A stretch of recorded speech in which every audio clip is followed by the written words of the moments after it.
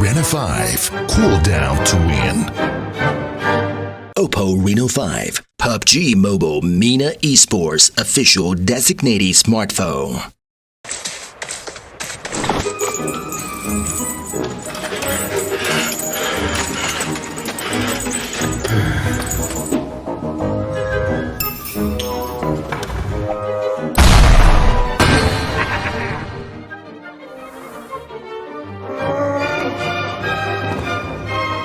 Oppo Rena 5. Hold it to win. Oppo Reno 5, PUBG Mobile MENA Esports official designated smartphone.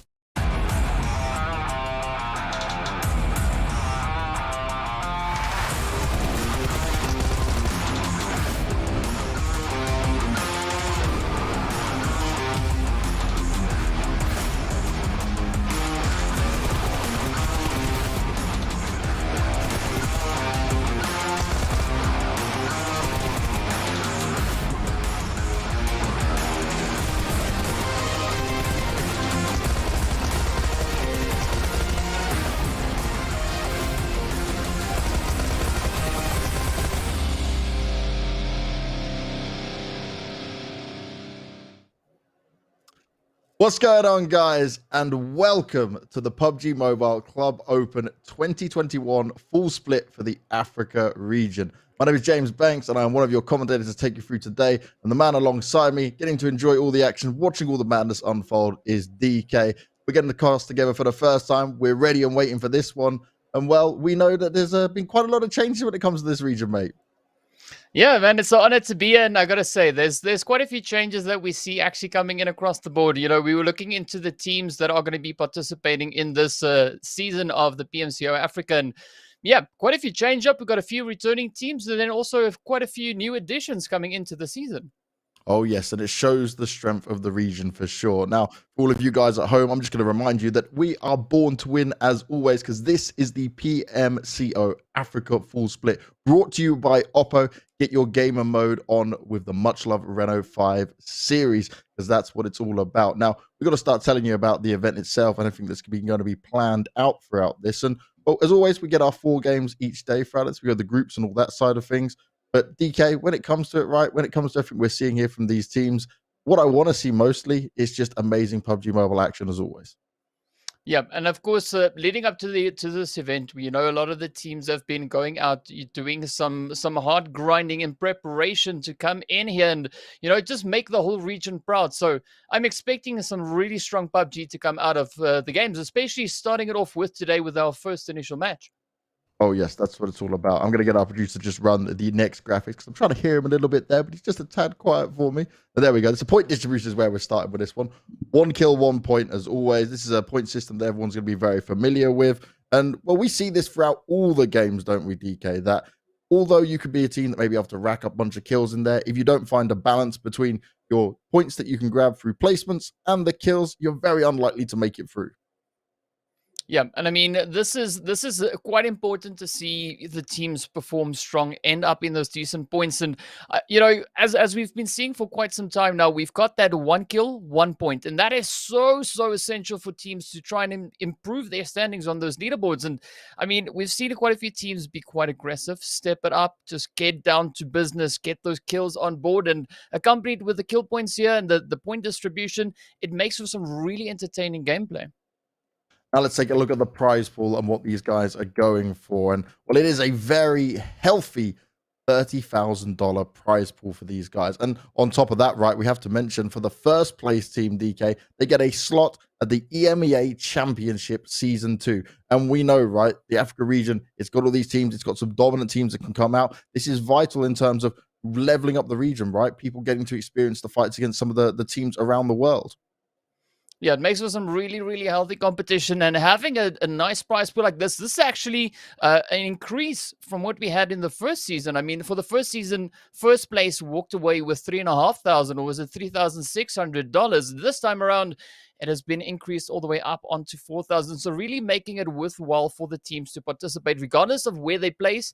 They get a decent amount in the bank, and we can see it trickling down from that first position all the way down into 16th, and then of course 17th to 32. The teams get awarded $500 a pop. So either way, regardless of their performances in the duration here of PMCO Africa, they still get a little bit of something as a reward for that. And we're also going to be moving on to the next graphic. And man, I got to say, this is going to be quite an interesting day. Starting it off with the Erangel, seeing what the teams are going to be bringing in. And the teams we're going to be looking at will, of course, be the teams from Group A and Group B. Yes, it's Group A and Group B all the way for today. They get to kick things off with here. And like you mentioned, starting with Erangel, moving on to Sanhok, Miramar after that, and then one final time, Erangel to round out the day. And one thing I know, DK, is I love ending on Erangel because it's like, you know, the home map for everyone. Everyone knows what they're doing. You kind of see some teams that maybe are not so healthily confident and comfortable with Sanhok or Miramar. But when it comes to Erangel, we know what we're going to get, right? Yeah, I mean, Erangel is the bread and butter. Oh, no, let's try that one again. The bread and butter. Woo!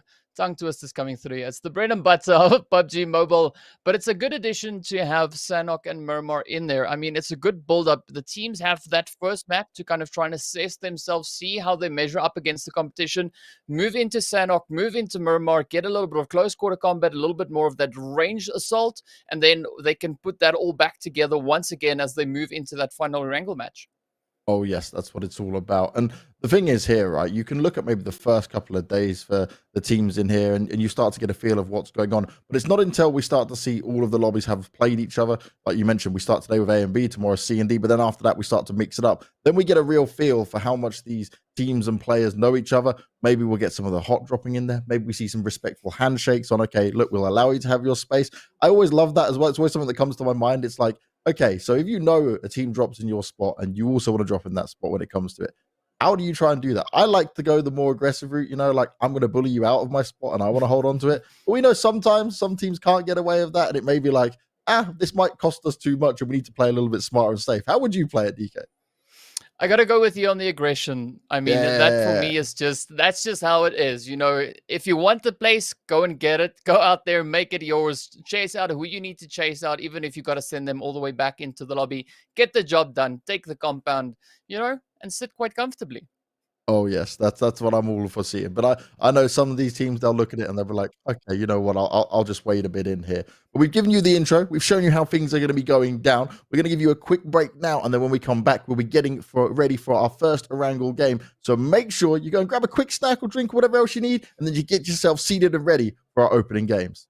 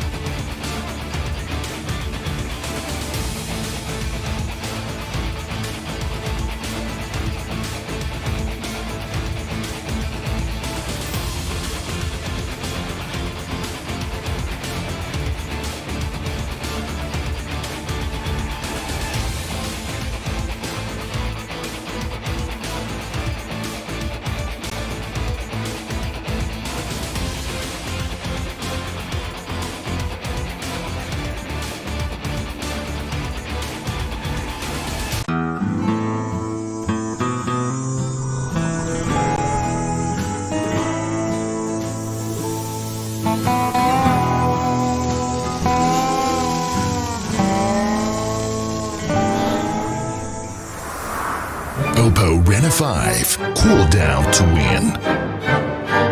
Oppo Reno 5, PUBG Mobile MENA Esports official designated smartphone.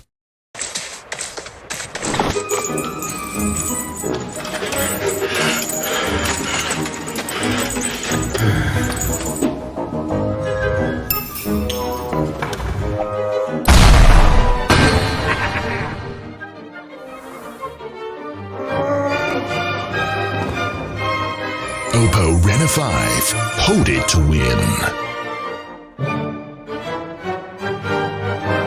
Oppo Reno 5, PUBG Mobile MENA Esports official designated smartphone. Welcome back, everybody. We are one step closer to getting into our first match, starting with Erangel here. Now, we covered the prize pool, we covered the points, we covered what's going to be happening over the next few days and how these groups are going to be facing off against each other. But DK, there's one thing I want to look at, right? We just had that Oppo advert come in there. I want that dude at the first part. I want his shirt. I think that shirt would work well for me. I need to like find out how they got that. You know, like I like to go a little bit funky with it. Max likes to bully me for it from time to time. You go a bit more like Max on the nice, you know, the sensible t-shirts and shirts. I like the craziness.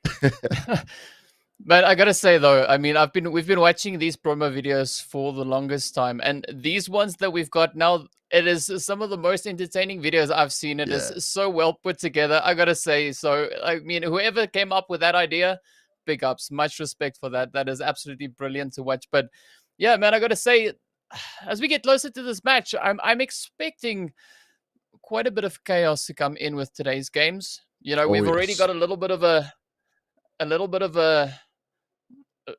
lineup coming through with the players there from Group A as well as Group B. And I mean, just to look at the teams we're going to be having participating in this first day, it's going to be Influence Rage, the likes of Honored Souls. We got Nazexix coming in here as well. Zero Tolerance Skills, Rilla Insider, Ultima, MZR Esports Africa, as well as 21st Century for Group A. Oh, yes. A good amount of teams here and some new names we haven't seen before, right? We mentioned it already. I think you said it was, 11 teams from the first season that have only made it through, which shows how competitive this region has become. We look at Group B, you've got Blackjack Esports, Gamers Unite Nations, a standout name in there as well. And I would say, right, when it comes to this, the biggest surprise for me is when we don't see Slime 4KT qualify, mate, because, like, they were the ones that won it last time in style. Yeah, it was quite the phenomenal finish they had to the previous season. Now, Banks, it is time for Erangel. Match 1, here we go. Match 1 is coming up, and you guys can all be born to win, because welcome to the exciting match brought to you by Oppo. Get your gamer mode on with the much-loved Reno 5 series, because that is how you dominate the competition, which is what our teams will be looking to do right now. Here is the opening game, the all-important one. Now, you can get away with having a bad game, right? You can get away with feeling out your competition, but still, if you can start off with a very strong first game, you might be able to build up such confidence that you can feel like, okay, look, we've put ourselves in such a great spot early on here that we can be kind of a little bit more relaxed and a little bit more understanding going further forward.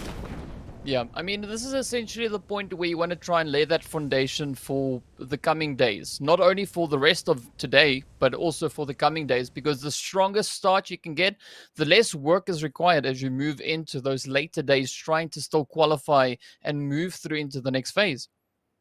Oh, yes, that's what it's all about, right? That's how we want to see it all go down. We're going to look to see these teams take their spots and take their locations. And for me, I always look at this of like, okay, let's try to understand is, maybe are we going to see some of that hot dropping like we spoke about earlier? Are we going to see some teams try and compete against each other? How much space is going to be around some of them going into it as well? And well, for the first circle, it's going to be up more towards the north, a fair amount of water up in there, but it will mean that any of these teams down the south, obviously looking at EXS right now, down on the military base, it's a little bit further for them to go, but they can get round on one of these later rotations, come on in, and really won't have to worry about anyone being behind them. Just keep their wits about them as they first start to push in.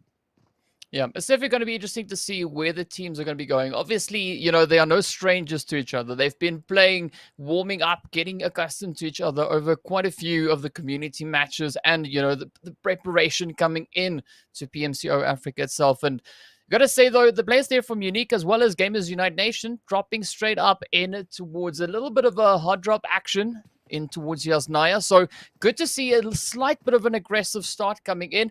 But looking over towards Gatka as well, we got a nice congestion of players. So I'm curious to see how those rotations are going to pan out and whether or not we're going to have any major engagements happen in the early game. Well, here we go. This is a little bit more interesting here. You've got Unique and Gamers Unite Nations close to each other in here, where for these guys right now, they're going to be kind of in this stalemate position where they don't want to overextend. You know, they want the other team to make a mistake before taking these shots, but they also want to be very careful because you know what often happens when you have little lineups like this where teams come together and they're very close. You lose a player early on, and even if you can maybe win out the fight, you might be dwindling on numbers. You may only leave this fight with 1 or 2 people alive. So at some point, they may just look at this and say, okay, hey, is there a way we can disengage out of it? It depends how aggressive they want to be and how they want to play it out. But for now, at least there's enough room between them where they're not directly super close to each other. Yeah, and Gun is one of those teams that really performed exceptionally strong in the group stages last season. They did end up taking that ball slot, finishing off quite strongly there on 185 points after their 3 days of gameplay. So definitely a team to be looking out for, looking to see what they're going to be bringing to the table for this season. And, you know, having a little bit of company come in from the side there of Unique. Now, Team Unique also a very interesting team to watch. They also show quite a bit of potential coming in. So I'm curious to see just who's going to look to challenge who. Will we have our teams from the previous season looking to once again retain those slots? Or will we have the challenging teams step up, looking to push them out? Yeah, that's what it's all about, right? Seeing if some of these new teams that came through can upset the balance, so to speak. Because just because we saw a team last season doesn't necessarily mean that they're going to be able to have all the success they would want. The fact that we don't have as many teams returning from the last season kind of proves the fact that there is so much talent within this region, right? And you know that firsthand. Yeah, I mean, just some of the names that we see on our long list of teams participating, the 32 teams. I mean, there's some very well-known names there, teams that I'm very familiar with. Been seeing them through quite a few events, but especially I think for today, teams to be looking at could be teams like the side of Blackjack, could be Gun to watch, Influence Rage, as well as potentially even Honored Souls. I mean, I've seen some pretty strong plays come in from them, but another team I'm quite curious about, though, is the Gorilla Insider team. It's the former Gorilla Glue team. They, of course, got picked up by Insider, hence the name change, and nice. I'm curious to see what they're going to bring to the table. So there's a few strong teams in this lobby. I got to say I like it, and I'm expecting it to be a pretty tough start to the day. And surprisingly enough, right, considering how things started, some teams being a little bit closer to each other, we've still got everyone alive, full stacked up lobbies. So this could be a peaceful start as it be until we maybe start the rotations going further forward. They found their feet, they found their footing of how they want to play it out. But I will start to maybe eat my words a bit if someone does want to take some pop shots at teams rotating in front of them, because it's all about getting a bit of that space up towards the north, right? Obviously, the circle could shift down towards the southern side, can actually have the river split in there, but it's how many teams are going to gamble and go further across. Where do they want to position themselves early on? It's all up in the air and all to play for when we look at a circle like this. Yep, but definitely this is where position is going to be slightly essential. I mean, it's still early games, still early phases, and the players here coming in from 21, they can, you know, just kind of roll up at their own leisure. 21st century, nothing really too major pushing them just yet. They do have a little bit of that rotational path around the Stolber Hill here, so we're looking to see where they're going to try and move in. But another interesting point to see, though, is the team there from Influence Rage, they've positioned themselves up in Severny, really good centralization in the zone, but now all the way down in towards the far south in Nova Crates, the edge of Blue Zone. You got the players here from Excusia. Yeah, they're sitting down there for now, waiting to see where they may want to go a little bit later on. But like we said, when they first came in, they went for this location. It's like, how quick do they want to rotate around? Do they just hold back and look to see what these other teams are going to do? It's a waiting game of understanding of how they want to try military base, but the blue will be creeping up on them. It's not damage that they need to be worried about, but it's more about how many teams they will end up bypassing, if they will be the final team into the circle at all. Yeah, and we can see those rotations now starting to make their way in. Everybody pushing for that spot. And I mean, I'm expecting a few interesting plays to come from this, because all the way up in towards the north, there's not really many compounds that really stand out. That's a exceptional compound to be in. It's definitely not the most insane looting spots, but it's going to be quite essential for these teams to try and find a decent point to establish themselves in for that phase, looking to defend as those rotations are going to start finding their way in. And when we do look at all the rotations that do start to happen, we actually still see one team down there just going past Quarry now. They're in the blue tanking a bit of it, but just starting to make their way through. EXS have decided to get their move on as well. As the beauty of what we've got here is that me and DK have managed to get the map stream up. DK's having a good look at it for us non-stop and sharing it. So we get this extra bit of information to pull through to you guys.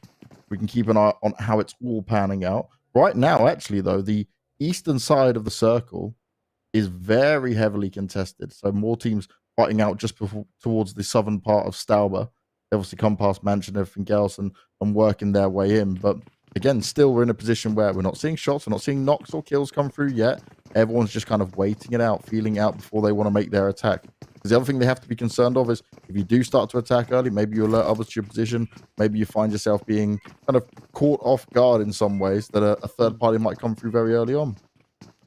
But the problem with that is the longer they wait, the more pressure there is on them. So the longer they wait to get into the engagements, I mean, the more punishment they're going to be receiving in those later phases. And as you've pointed out, we still have all the players, all the teams, everybody is still in this match. I think this is one of the longest times we've had in a game of silence. No one really putting in any shots just yet. Oh, there we go. The ice has been broken. Shots fired. No one knocked just yet. Might be just some warning shots coming on there. Now, we did see Cage, right, driving his lovely vehicle at that point. No, is he going to try and get a knockout there to get a distance for him to fire off on? Sorry. At least keeping him at bay, keeping an eye on what's going on around him. I'm going to hope Max is listening to this, because I'm just going to bully him at the fact that I want to see how many of those vehicles we're going to see that he didn't manage to get the skin for, because Max was keen to try and get it. I don't think he did get it in the end. He was very sad about this all the time, so we spent a lot of time during PMPL bullying him about it. Yeah, it's always exciting to try and pick up all the skins, and I mean we've seen our fair share of some really interesting ones coming in, but also some interesting vehicle maneuvers. Strangely enough, we haven't had any of that, but we are seeing the teams really starting to move into very close proximity. Now, even that western side is also getting pretty congested, so I'm waiting for the scale to tip, for the teams to just start fighting, and I think it's going to be a little bit of a snowball effect as we move into these later few phases. And the team that we spoke about, right, being on military base out towards Novo was EXS, and for them, they're still in the blue now, just coming through. But the point we did mention that we could be worried about for these guys is where they'll find room in these circles. We're now already moving into the next phases. It becomes problematic for them because they are going to be very limited. We're already seeing teams clustered together. We've touched on the fact that there's still 16 teams and all the players alive within it, which just means there's less room for you to have. And even if you might think you got some space, you might end up just breaching onto a team without actually realizing it. So they're going to have to make sure they're prepared for anything that could be happening at this stage. It is a very slow rotation. Man, it's going to be coming in by the bucket loads. I mean, we see that that bridge just on the outlines, on the outskirts there of Rozhok, also now getting pretty contentious. And I mean, we don't see any teams currently held up in either shooting range or Savoni. So everyone's out in the field, out in the open, holding on to these lone struggler compounds we've got scattered throughout. So I'm curious to see just what's going to start building up, because I mean, it's like they've all chosen spots on the map and everyone's like, cool, all chat, let's all go there and then break out these fights, and it's going to be an absolute bloodbath once these triggers start going. Yeah, it really is, and that's what it's going to be, a massive pop-off. It's going to be who's going to be smart enough to try and third party from afar and where they're going to find the space and what they want to do. Out towards the western side of shooting range right now is a bit more vacant compared to the rest of it. Taverny going to be heavily contested coming up, same as what you mentioned in Rozhok. But still, we hear these shots. Nothing connecting just yet. Everyone's trying to play the long game. Everyone's trying to play the smart game. But eventually, you're going to run out of room. Eventually, you're going to roll on to some of these other teams. And you will have to start fighting. And actually, if you maybe are one of the teams that decide to start fighting earlier, if you can find a good position for it, it could benefit you in just the kill points, right? Considering how crazy this could get with trying to grab those placement points. Yeah, then it's all going to come down to position, and we already see those engagements starting to find their way on in. The eastern side definitely starting to light up, the kill feed starting to trickle on through, and now the players here from 21st, they're going to be holding on as well, looking to see if they can establish a little potential point of dominance. We do have the Drogons pushing up from that northern position, and the zone getting ready to pop up once again, heading further over on towards the west, and only 2 players have gone back so far. Yeah, our circle's got a hell of a lot smaller. It's just over shooting range for now. And this is what's horrible when you look at a circle like this is, okay, it's generally centered up not too badly, but considering how many teams were out towards the eastern side, that rush on in is going to be either one of catastrophe or one of just pure brilliance for some of these teams, because you might let some of the other teams fight and try and get past it and just skip ahead. But then if you stand there and fight too long, you can end up being very damaged when you have to try come back into it later on. So it's going to take some quick thinking from the IGLs and how they want to play it out. They need to make a decision. They'll need to make it fast. I can tell you, no thanks. I'm so glad I am not participating in this match, because it is going to be absolutely insane. Blackjack, Gun, and Unique all now starting with their rotations up towards the northern edge of zone, all just trying to get themselves established. And I think for this is going to come down to who will be the first team to get themselves set up. Beautiful shot coming in from Sorry over onto Short Boy. That's what we're talking about. Unique, they were quick on top of that. And they're not finished just yet. Sully finds himself getting knocked down. Headshot's going to be landed. And Unique, they may just have to heal up a little bit now, but they want to go in for this. With Sully being knocked, there's still three players left alive here for Influence Rage Africa. But they know that they can be pushed at any point here. They know that they're going to be on the back foot because of this. And they have also been split apart, which is never ideal. Yeah, and essentially the teams are going to be challenged to their limits here, as we still have such a large number of players and teams remaining in. Any small mistake they make now could be quite costly for them, and that could happen very, very quickly, as we see the teams also just looking to push further and further in. And I mean, this is becoming quite a difficult play, as we can see of Unique holding onto this ridge line, looking to see if they can find that spray over on towards Influence Rage. But Influence now just starting to swing around, taking shots at everything and anything that moves. Meanwhile, Unique trying to get their numbers back up into 24. Yeah, that's it, right? They find themselves getting the early knock on, starting to try pushing it. They were hungry to push him, find those kills. Then it didn't work out for them. Now they've seen Influence Rage Africa be able to back away from them just a little bit. But they found themselves getting a player knocked, which is never ideal. And look, now we find ourselves going back to the same position we were not too long ago. But it's this time Influence Rage Africa that want to be the aggressors. They want to go in for it. They start off with a knock on to Sorry, and that's exactly what they want to see. Vindex not looking to stop now either. They may have some cars for cover, but Vindex, he believes he can try and win this one out. He's taking a fair amount of damage, but still finds himself there to get the damage done. They're all on top of Unique, and they can't hold on to this. Unique, they've been pushed down. They'll be the first team being eliminated here. And Influence Rage Africa pick up 4 swift kills, and they keep their entire squad alive. Beautiful stuff. Yeah, that was absolutely phenomenal to watch. And that was only the first team to get sent back into the lobby. We're in the 4th phase, heading over towards that 5th phase. And now this is just going to start compounding. The teams need to get these numbers reduced at a really quick pace. Otherwise, that final zone is going to be absolutely insane.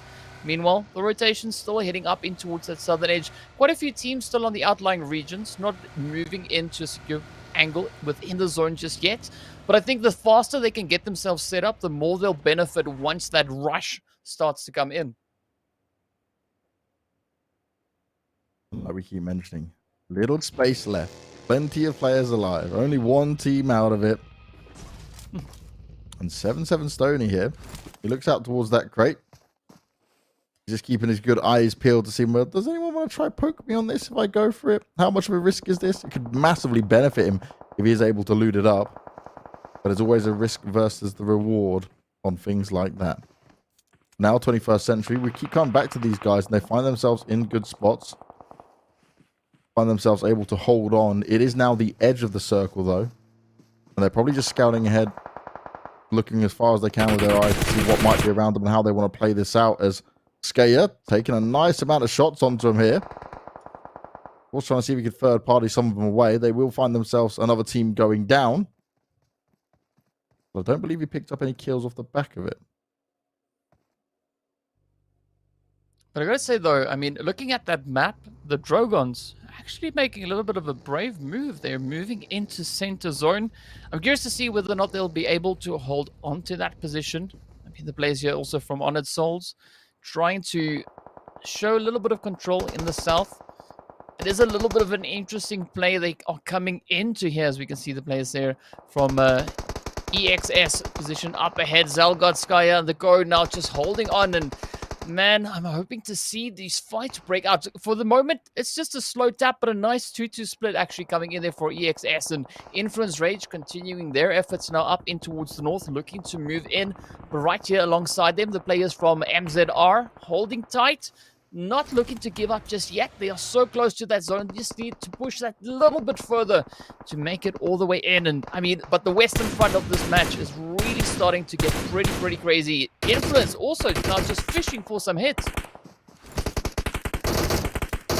They're already up at 6 kills. They're looking to try and dominate early on for the first match, and already up to only 12 teams alive. Influence Rage Africa looking to really show their stuff here. Ansley more separated from the rest of the team, but he's still in a position with smoke down, car for cover.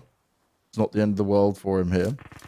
I put 3 kills out of the 6 for his team on his own as well, which proves he's coming in to deal the big damage. But as we keep mentioning, where this has now become very contested, it's going to be fighting non-stop considering how many people are still within this lobby, and it's just action kicking off everywhere.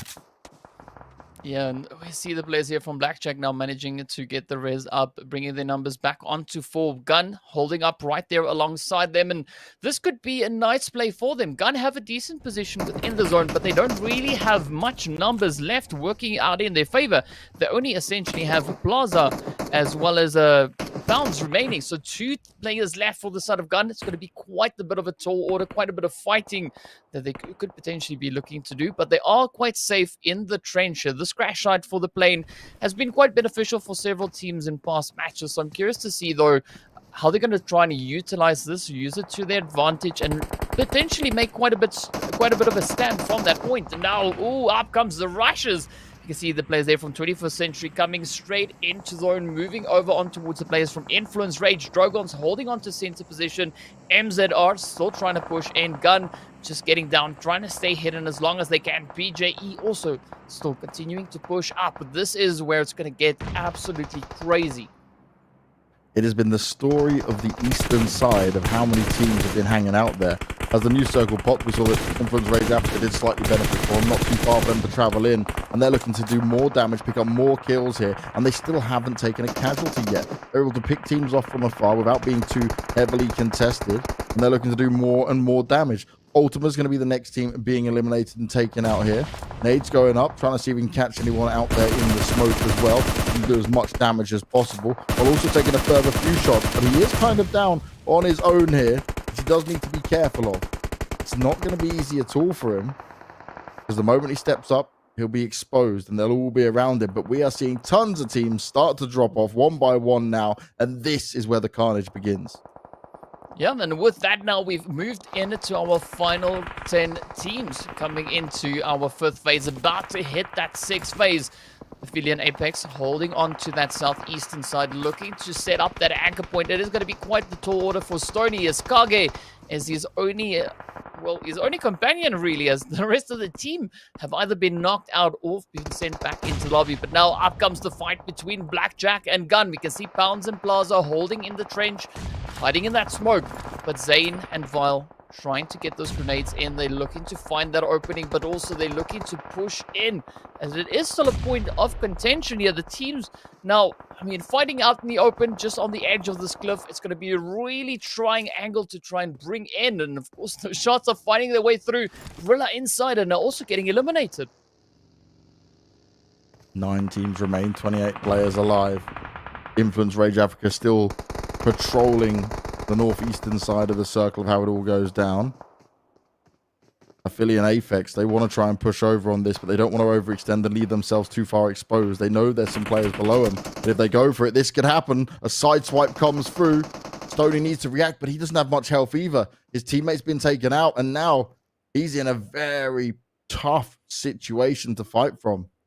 Clutch and Dark Ghost are down below him, but he throws the smoke down because he knows time is not on his side here. He's surrounded. His teammate's gone down. He's the last one alive, and he wants to grab as many of these placement points as possible. Avoiding the nades for now, but it seems like they're going to be firing off some more. It's more of a waiting game. How's this going to pan out for him? Because he's being pressured both sides. Oh, lots of damage coming out towards him. He will be finished off, but it's actually the nade there coming out from Clutch that will take it. This may tell him, though, more players are around. Mac 10 comes spraying on through, and he's able to hit some nice shots with it. Got a teammate to back him up, and, well, Souls, Clutch is running away. He wants to back out from this one. Nade's going up out towards him. Won't quite reach him. Plane's going to provide him the cover he needs. But MZR, Esports Africa, they're getting the hell out of there. They're not sticking around at all. But this is the danger of a highly congested region. Oh, in a safe place. Drogon sneaking in a very cheeky kill right there onto MZR. But now, Souls still trying to push in. They are outside of the zone. They need to try and secure themselves. But the Drogons beautifully set up, still holding strong. BJE also now moving in from that southwestern side. We do see the players there from EXS trying to move on in, but here we go. Drogon's 21st Century getting right down to business. Jazza sending the first shot up in towards Ghost. Shaky Boy now trying to see if he can figure out which way to go, but a nice relentless effort, a nice push coming in from the side of 21st Century. They're not going to be letting them slide out of this one just yet. See the mollies come in, the smokes have been deployed, but this is where the Drogons are going to be put to the test as 21st Century is looking for that opening. But fortunately for them, there's still so many teams surviving in the vicinity that it could swing either which way, and with that, Honored Souls get eliminated. But here we go, Drogons, 21st Century, about to break it out. Nice break coming in from Kratos, and with that, the Dragons lose one of their players, but now it is up to Dan and JR to make the stream work for the Dragons. It's certainly not going to be easy, though, because on one side you've got the Dragons, on the other side you've got Influence Rage Africa. Two heavy-hitting teams, two ready to do some big damage. The Dragons obviously less on numbers in here. That might be helpful. Gun, they've come into the party. They've started to take down some of the INF players and seeing what they can get done here. And Gun, actually, they're going to continue to go forward. They're looking to really change the fate of this for everyone. And this is brilliant because they've only got two players here. They've got a couple of knocks in. Plaza very much out in the open, low on health. Needs to be careful. He gets finished off. And, well, that was good teamwork as we now see Influence Rage Africa up at 10 kills and in the top 4 for the first game. Could they be grabbing the first Erangel game, the first whole game of the split?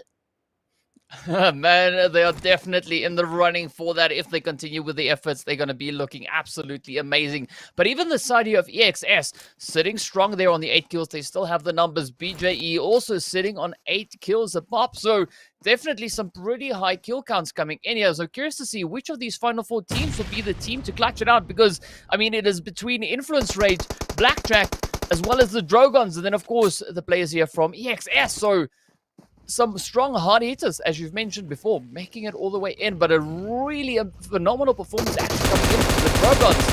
Oh, the sprays coming in as Zelgot puts that M249 to some really good use. 14 players remain, 4 teams, and it is still going to be a very, very close fight all the way to the finish. Oh, Zelgot. Throwing out, trying to do some damage, chipping away at him. Can't quite get the knocks. Then the final one comes through. Blackjack Esports, they couldn't avoid them all. And Zelgod, he wants to push on this as much as possible. Got the big M249 in his hand.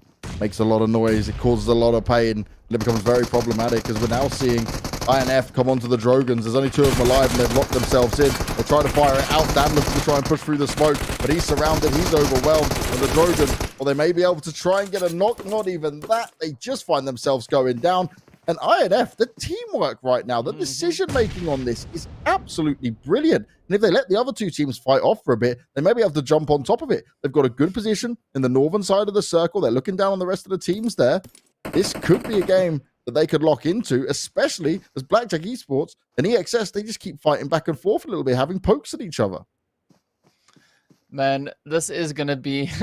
this is such a tough-looking zone already. We've got Blackjack sitting on 4 players. We've got the players from Influence on a full squad. And then, of course, EXS, 3 players up. So that means 11 players still trying to get into that winner chicken dinner slot. And now this is where Blackjack is going to try and play it quite carefully, quite cautiously. They don't want to overexpose themselves just yet. And a beautiful spray coming in from Zayn, straight across over onto Zalco. Skya having a nice off angle. There could be a saving grace for the team, but this is now where Influence Rage are looking to strike, looking to capitalize on the engagements happening up ahead. But up comes Reverb, finds a beautiful shot straight on in towards Faiz. Now, who will be the team to bring it in? Oh, EXS reduced down to only one remaining player. And they're all having players in bad positions here, right? Like Inspector now trying to get back up to Hansley. Exusia, they now finally are going to be eliminated. Blackjack Esports still with 4 up. This would be their time to strike, but I'm not sure they're fully aware of it. It's a risk, but it could be one that would pay off massively. They're also going to be able to get some extra loot in play here.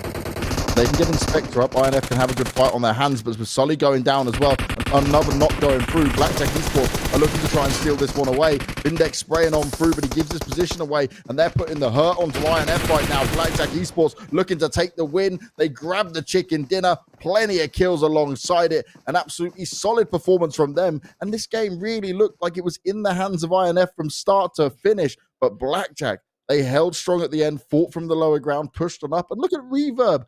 8 kills for him, DK. That's huge. I mean, that was just an absolutely insane match. But you got to say, though, I mean, the top 3, they were just swinging it all the way through with the kills. I mean, EXS, they finished off strong on 8 kills. We saw the players there from Influence Rage also bringing in a very strong 13-kill game. And then Blackjack just closing it up. Winner, chicken dinner. But alongside that, they also brought in 15 kills. So some very impressive numbers. And what a way to start off PMCO Africa. What a way indeed. And this is only the beginning of 3 more matches that we have going further forward with this. But what a start for these guys. A lot of smart play coming out there, right? Was very cautious for sure. A lot of the slower rotations coming in. No one was really engaging very early on. And then it just got to the crunch time where everyone had to fight. There wasn't any more room to do it. You can't be hiding any longer. And it was all about trying to get that key position coming in there. But ultimately, if this is just what we're going to get from the first game, this makes me very happy and excited for what we're going to see across the rest of the season. Yeah, and what makes it so exciting is the addition of the new teams. You know, the teams that weren't participating in the previous season that have been able to qualify in. It's always good to have that new blood, that new flavor, spice being brought in. And I'm really excited to see what the teams are going to be bringing to the table. So far, match 1, absolutely amazing. Well, we're going to kick it to a break, and when we come back, when we're moving on to Sanhok, completely different terrain, some more madness for you guys to see, so make sure you're back with us in just a few moments.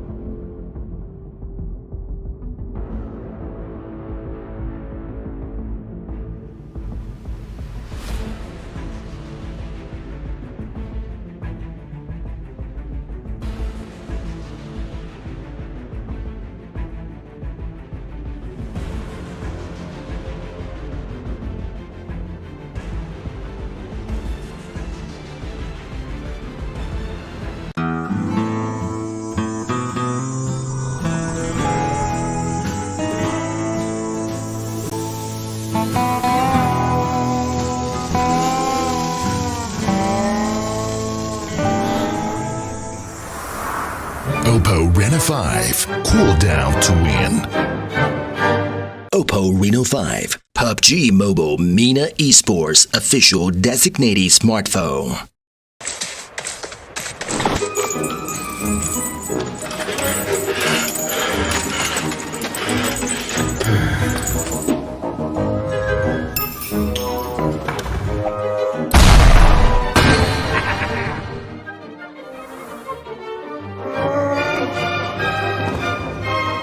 Oppo Reno 5. Hold it to win. Oppo Reno 5, PUBG Mobile MENA Esports official designated smartphone.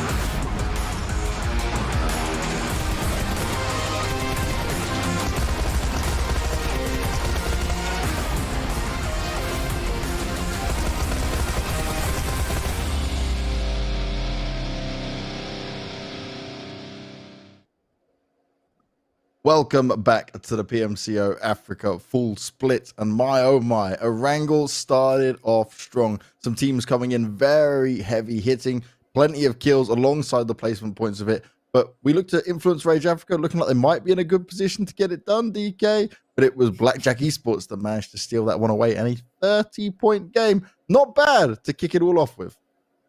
Yeah, I mean, definitely that first match was an absolute banger of a match. And yeah, as you said before, if that is just the first match, what are we to expect in the rest of the games, not only in today, but for the rest of the group stage? I mean, it is going to be pretty crazy to see what the teams are going to bring and how they are going to deliver that gameplay. And I mean, already just looking at the results, we had 3 teams finishing on double-digit kills. Sorry, 2 teams finishing on double-digit kills. Again, absolutely insane way to kick it off. Yeah, and that on its own right says to the level of what we're going to get through this lobby. But one thing I looked at when it came to it is that a lot of the rotations, right, was a bit more passive. There wasn't many people taking shots. They wasn't taking big risks this early on, and that can make sense of it. But obviously, we're going to watch that probably develop over the next few days and see teams say, okay, look, we can take some risks here. They'll learn a little bit more, do their research, look back at the games and say, okay, what can we take from this? What can we put into the next few games that come up to find some success?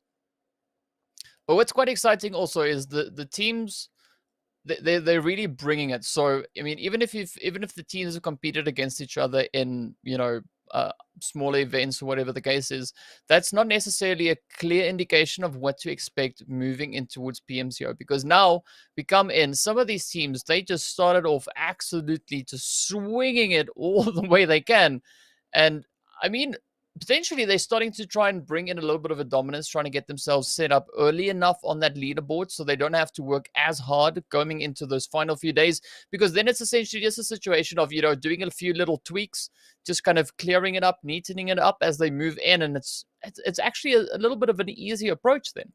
Yeah, certainly is. And the approach, though, will change completely when we move on to our next map, right? We're going on to Sanhok next, and you look at it and you think, okay, you can't even compare the two, right? We get a lot faster play. You get the craziness that can go down. It's a whole different style of play, which we'll start to see which teams maybe feel more comfortable when they move over to this, because we definitely get it where everyone can play Erangel, right? And everyone knows how it plays out. It's the staple map. It's the one that's been in the pool the longest time. When you look at your Sanhoks, you look at your Miramar, you get a few teams that like they have maybe a better understanding of it, or it's just one they prefer that works for their style of play. So we're going to learn a lot as well, and we're going to see a lot of it go down. But I'm certainly excited to see maybe if we can get another team that just pops off and shows their stuff as being the people who could be the kings of when it comes to Sanhok.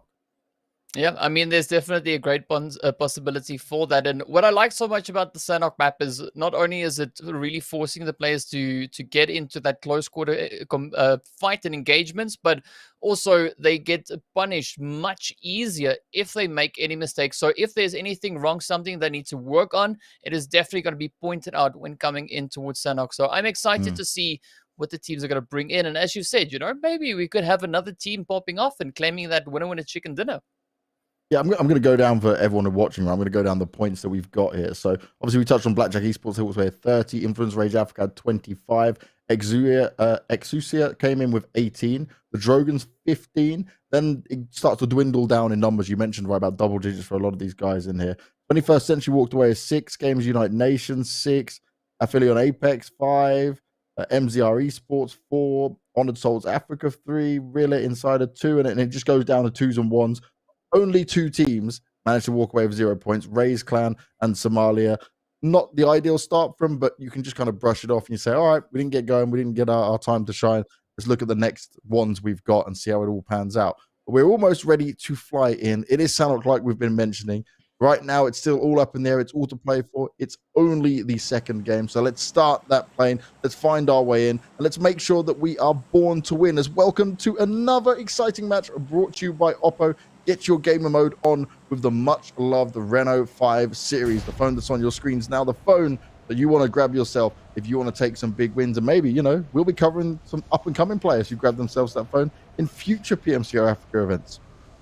Yeah, be quite exciting to see. And speaking about exciting, the teams and the players are starting to make their way down on it towards the map. So as we know on Sanhok, that flight path is not too important. The more important part is where the teams position themselves, and then also where that first initial zone pops up. That determines pretty much the outcome of this match to quite a big degree. So definitely looking to see what the teams are going to be bringing. Should we have any hot drop action coming in? I mean, this is the ideal map to get that done on. Yeah, there you go. That's one where you can get away with it, right? It's not as punishing on other maps where you'd be able to maybe not get away with it, for example. So we'll wait and see how it all pans out. In terms of where this circle's first gone, though, up off towards our western island overall. A lot of water in there, which could be problematic, right? Because it just takes space away from some teams. But you may get someone who decides to go for a boat rotation at all. But now I'm also just going to be keeping an eye on who goes where, and if there's any spots that are more open on the map for, like you mentioned, with the hot drops, maybe there is a chance where you say, okay, I didn't get the spot I wanted, but this was open. I can go here next time. And I'm definitely expecting the 2 bridges we've got in play to be, quite a bit of a choke point, as we see quite a few teams still positioned over on towards, the main island. And that northwestern island, we only have 3 teams currently positioned on that being the players from Ultima, the EXS team, as well as Honored Souls. So that could be a comfortable spot for them to be, as they're not really contested. But I'm curious to see how the teams on that main island are going to be playing it. I mean, over on towards the ruins, we can see the Drogons here just making their way through, grabbing their loot. But right up ahead of them, MZR, there's some potential for some early game engagements. And that's what they have to be careful of here. Drogons obviously managed to get themselves a good amount of points going into the first game. Can they pick up some early points here and overrun one of the MZR players? It's Tipris who's stuck in. He's got a 4-man push going on him. Like, this is problematic. He's got the nade pinned. He's hoping that someone might just run into it. But they're just going to run around, shoot him down. Easily found, easily killed off. And, well, compared to Erangel, it did start off with a bit of a bang, but it's just one player and a 4-man push on top of him. I don't fancy anyone's chances in that.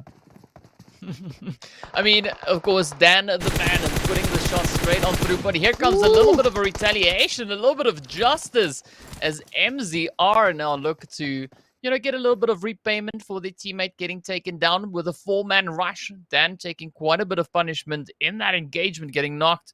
And now we look to see just what they're going to do. I mean, are the Drogons going to continue with that momentum? Could we see potentially the players there from MZR looking to get aggressive, looking to avenge their teammate?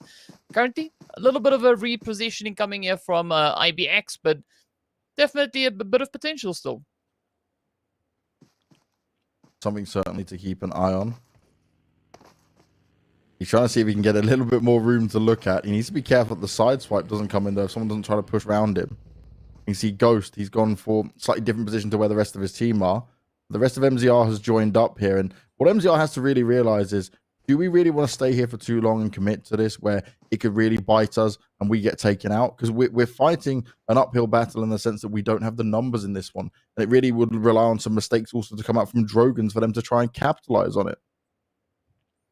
Yeah, I mean, I wouldn't disagree with them disengaging, trying to reposition in stronger area in the zone, because also now they've got that zone right behind them. Yes, of course, the rest of them behind them is pretty open, so they are sitting quite comfortably there, but this is where they need to try and put themselves, or kind of take themselves out of their comfort zone. They need to try and bring in that extra additional play, because essentially, you know, the teams here are looking to set up that foundation.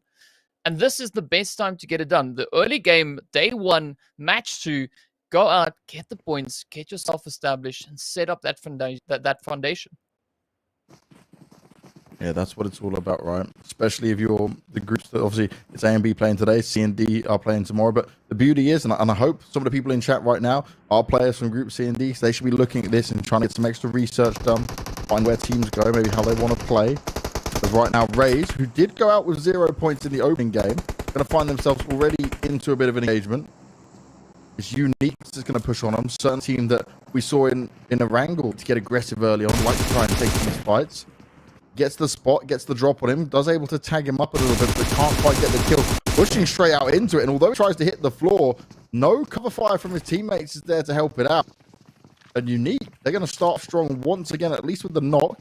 Now that the confirm coming in, Unique do need to be careful because they're not sure where the rest of the teams and players are. Sorry. Oh, he gets shot in the back. They weren't ready for the 2-2 split from Rays. And they lose Sorry straight away.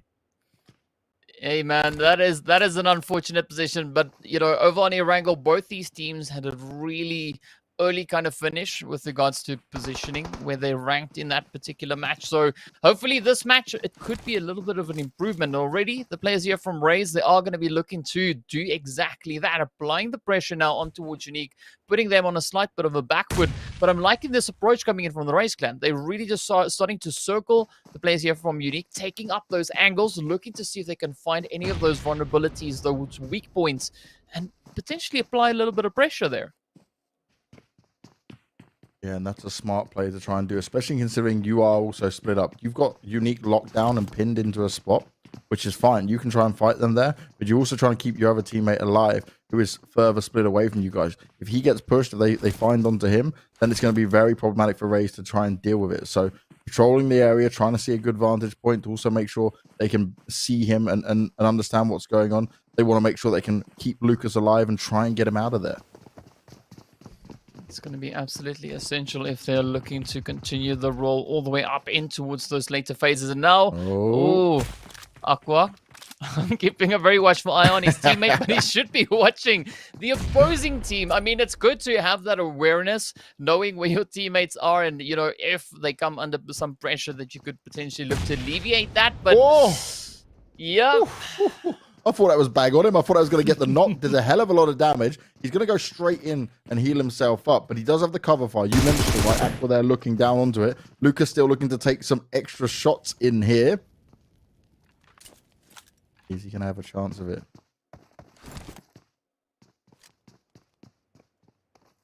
Flames at his feet, not burning. It's a special molly. The molly that surrounds but doesn't touch you. Yes. It's just there for aesthetics. You know, that's all it is. But I'm curious to see whether this grenade just barely misses. You can see Cage just flinching there, but that was an involuntary flinch coming through. The shockwave pushing in from the opposite end of that wall. But now this has turned into a little bit of a Mexican standoff right here on Sanhok. But I'm liking that quick reposition coming in from Aqua. Rays clan looking pretty proactive, still looking to find that opening, that angle on towards Unique. But I mean, this is a waiting game. Unique, they've set themselves up. They're holding strong, and now curious to see whether or not Rays will be able to potentially even pry a bit of an opening into the defenses here. With the smoke coverage going down as well, he might be able to escape and at least join up with the rest of his team. They bought him some time, but can they make it work? They're exchanging shots for now. But this is where Rays have like swapped positions, right? They found the same compound that Unique found themselves in. Now they're on the other side of it. They decided to chase Lucius around. But he's managed to get out of there. Oh, 20. Nice. A big bit of damage being done. Can't get the knock on it, but now they're aware that there's another team to the other side. 21st Century, they won't be able to jump in and third party this because now they are known.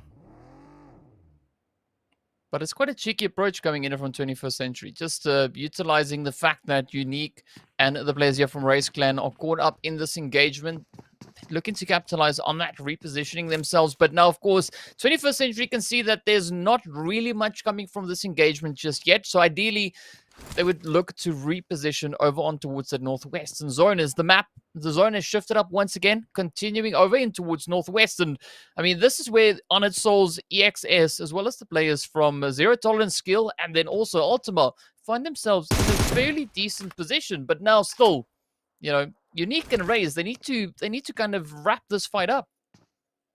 Yeah, it's taken a lot of time, right? We've been on this for probably 8 minutes out of the 10 that the game has been live. That on its own is a huge problem for him because, yeah, you've got 1 kill each, but you're also down now to only having 3 people left in the squad. You've not really gained any ground from this. You're just at a standoff, like you mentioned, where no one's really benefiting right now. And eventually they're going to have to move. They're right on the edge of the circle, you know, so they can sit there for a little bit longer, but then time's are ticking and someone's going to have to wait it out and get going. And then even that, once you've dealt with this, to try and move out, you have to find additional space, you know, and there'll be other teams ready and waiting for you who have been hearing this, who have been waiting for you to come out. Yeah, and it could be quite detrimental. So, I mean, I understand that they don't want to be the team to give up on a position, but at this point in time, a disengagement would be, I think, in advice, as we can already see the players there from Raze slowly starting to mobilize themselves again. Not an overly aggressive decision there. They're just getting those vehicles ready to move. And meanwhile, over on towards that northwestern island, we can see the teams all just casually moving into position. We got Ultima up on the high ground, looking to sit quite comfortable. And again, Influence Rage starting it off, fighting it over in towards Hatin. You can see those shots coming into the kill feed. And this is where this whole region that we're moving into, positioning is so essential. Because if you hold high ground, you can leverage that on the teams down below. Also vice versa, depends on where that zone goes. And we just saw on the kill feed, I think a knock and a kill went the way of Unique onto Raze. So Unique are holding the position still and actually found some success with it. So the standoff is now turning into a slight battle coming in. But it's still a big waiting game. Now look at this position here from 21st Century. They moved away from where the action was going off towards them. They seem to have a good idea that MRZ is just up in front of them. Just whether they want to take that fight and go further into it yet. Some damage has been done onto some of the MRZ players. And it's still, again, despite Sanhok being a fast amount, despite things closing in and being smaller in terms of space to fight from, it's very passive from these teams. Keeping it chill, not going too far just yet. Everyone understands how important these games are early on. They want to be able to get off to as good a start as possible here for day one. Yeah, they don't want to make any mistakes or any missteps.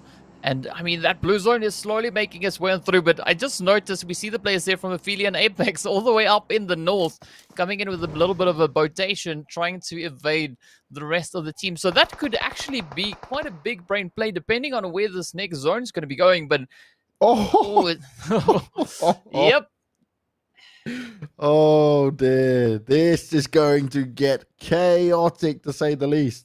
Maybe the botation was the good idea. You sit out there for a bit, you know, stay far away that you can't be shot at, and you say, okay, we'll wait them to fight it out. We'll go for placement points, you know, because there is not a lot of space. I mentioned it when the first circle popped, right? There was so much water inside of it, but this has just been unforgiving to the teams who are in the lobby.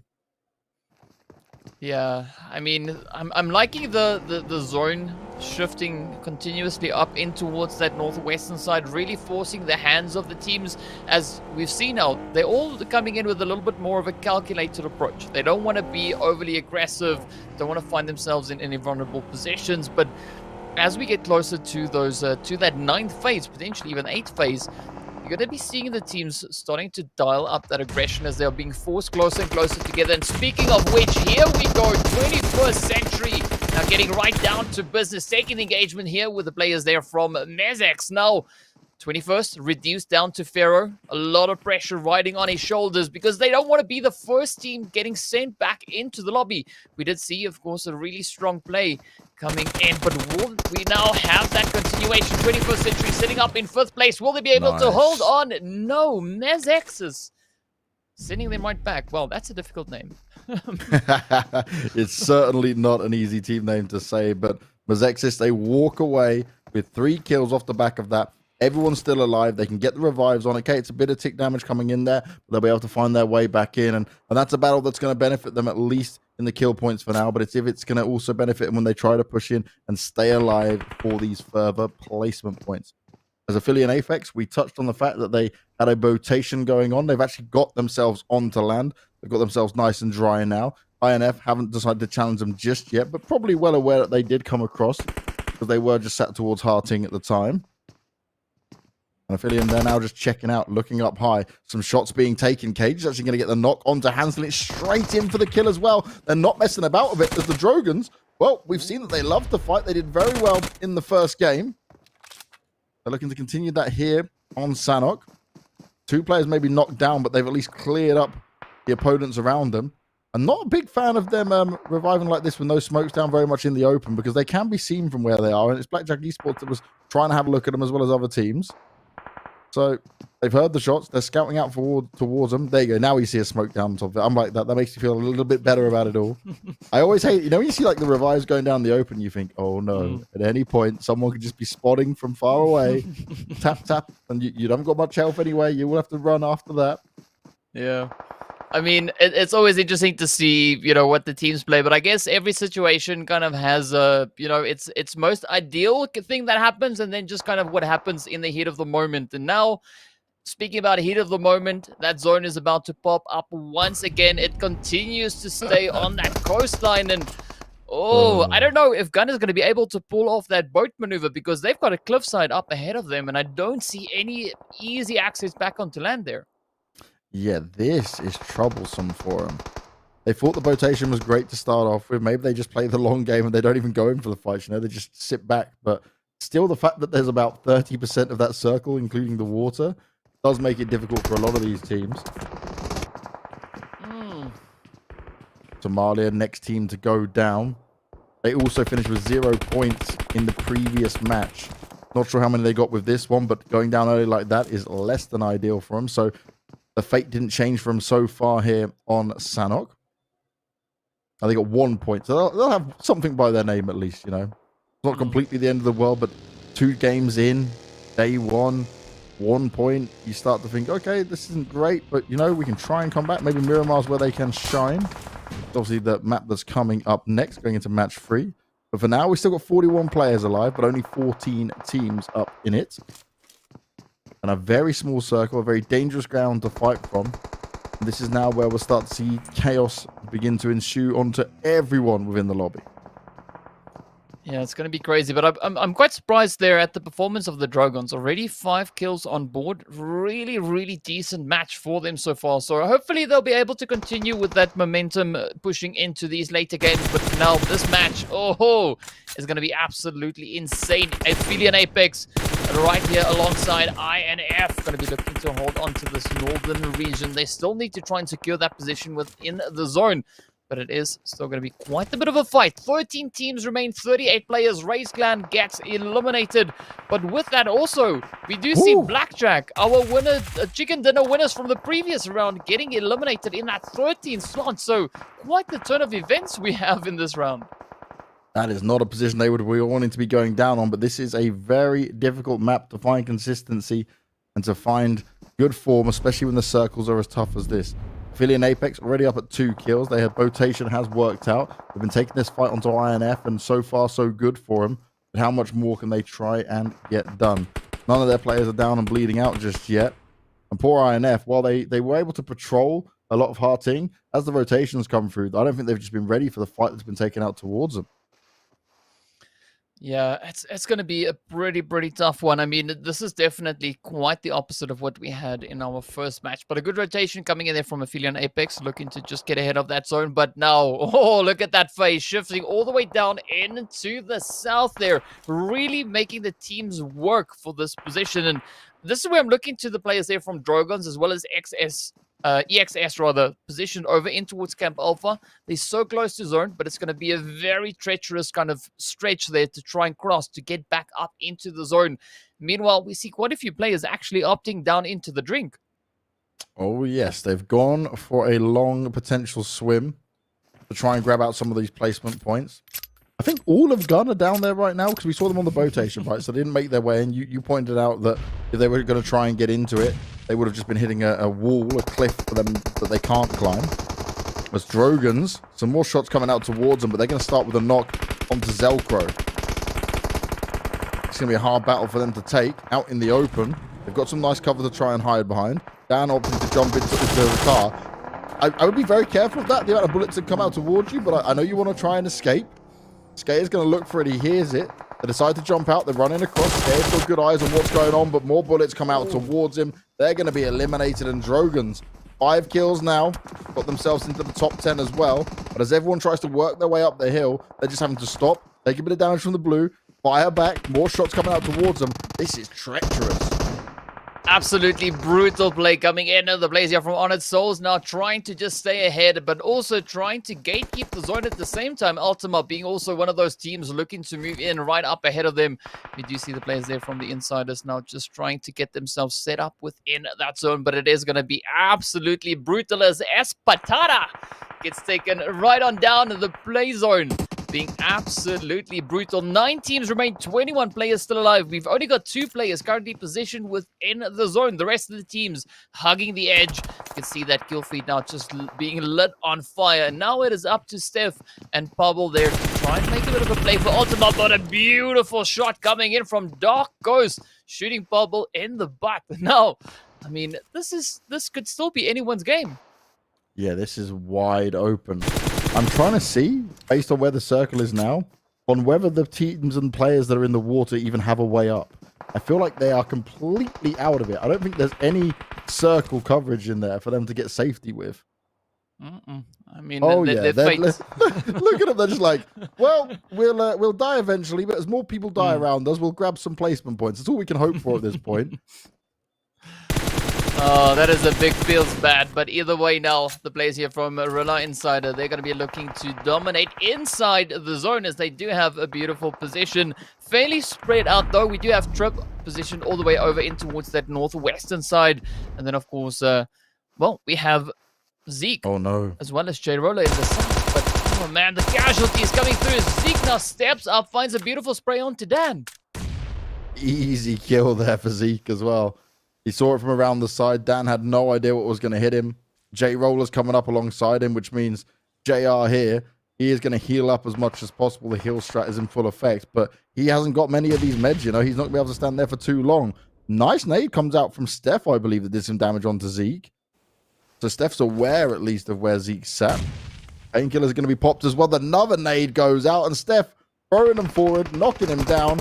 And oh, it's stolen away, JR! You sneaky man. Runs out of the blue after executing the heal strap, steals Steph's kill, and J Roller will finish him off, but it's like, well, now I'm down, my teammate's down. And right now, Rilla inside that they are looking like the strongest team in the lobby purely because they've got 3 players left alive. Ultima may have managed 11 points so far, but they only have 1 left. It is Steph, and Steph's gone down.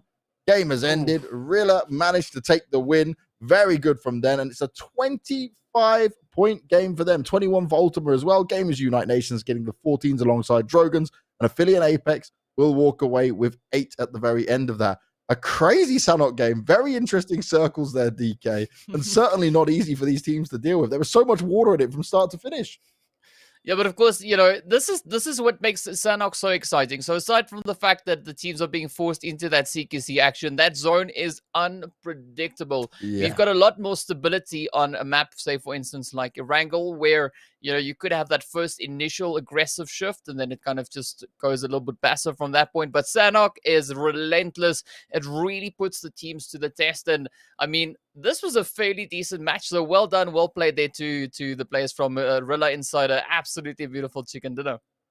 I got to laugh for Gun, right? They had the boatation. They thought maybe we can get away with it. If it keeps all that water in, we'll sit and hug the wall the whole way through. And okay, you got a few additional placement points from it. Not bad, but it's like, didn't kind of end the way they would have wanted it to do there. But for Rilla, they're going to be living the dream. They managed to hold on to the position. And what I loved there, and what was really impressive, is that they weren't just sat back, right? Sometimes you get kind of into a false sense of security where you sit in a compound, you kind of wait and take a few pop shots. You saw J-Roller was further out. They had, I think, was it Dan was further out as well? You know, like they had these players pushed around in order to at least take some space while two were in the compound to provide some cover fire.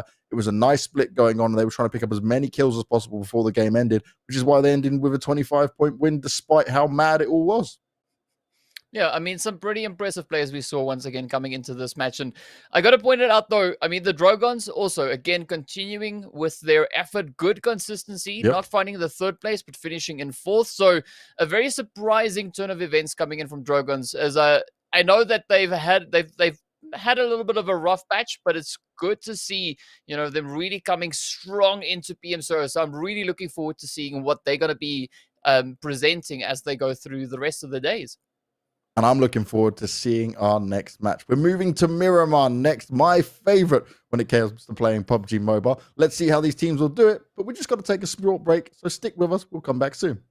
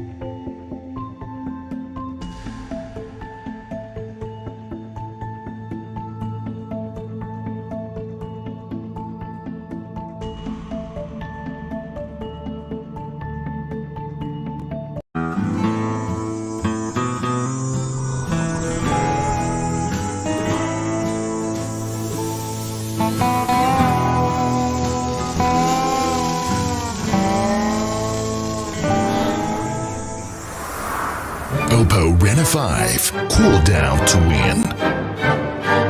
Oppo Reno 5, PUBG Mobile MENA Esports official designated smartphone.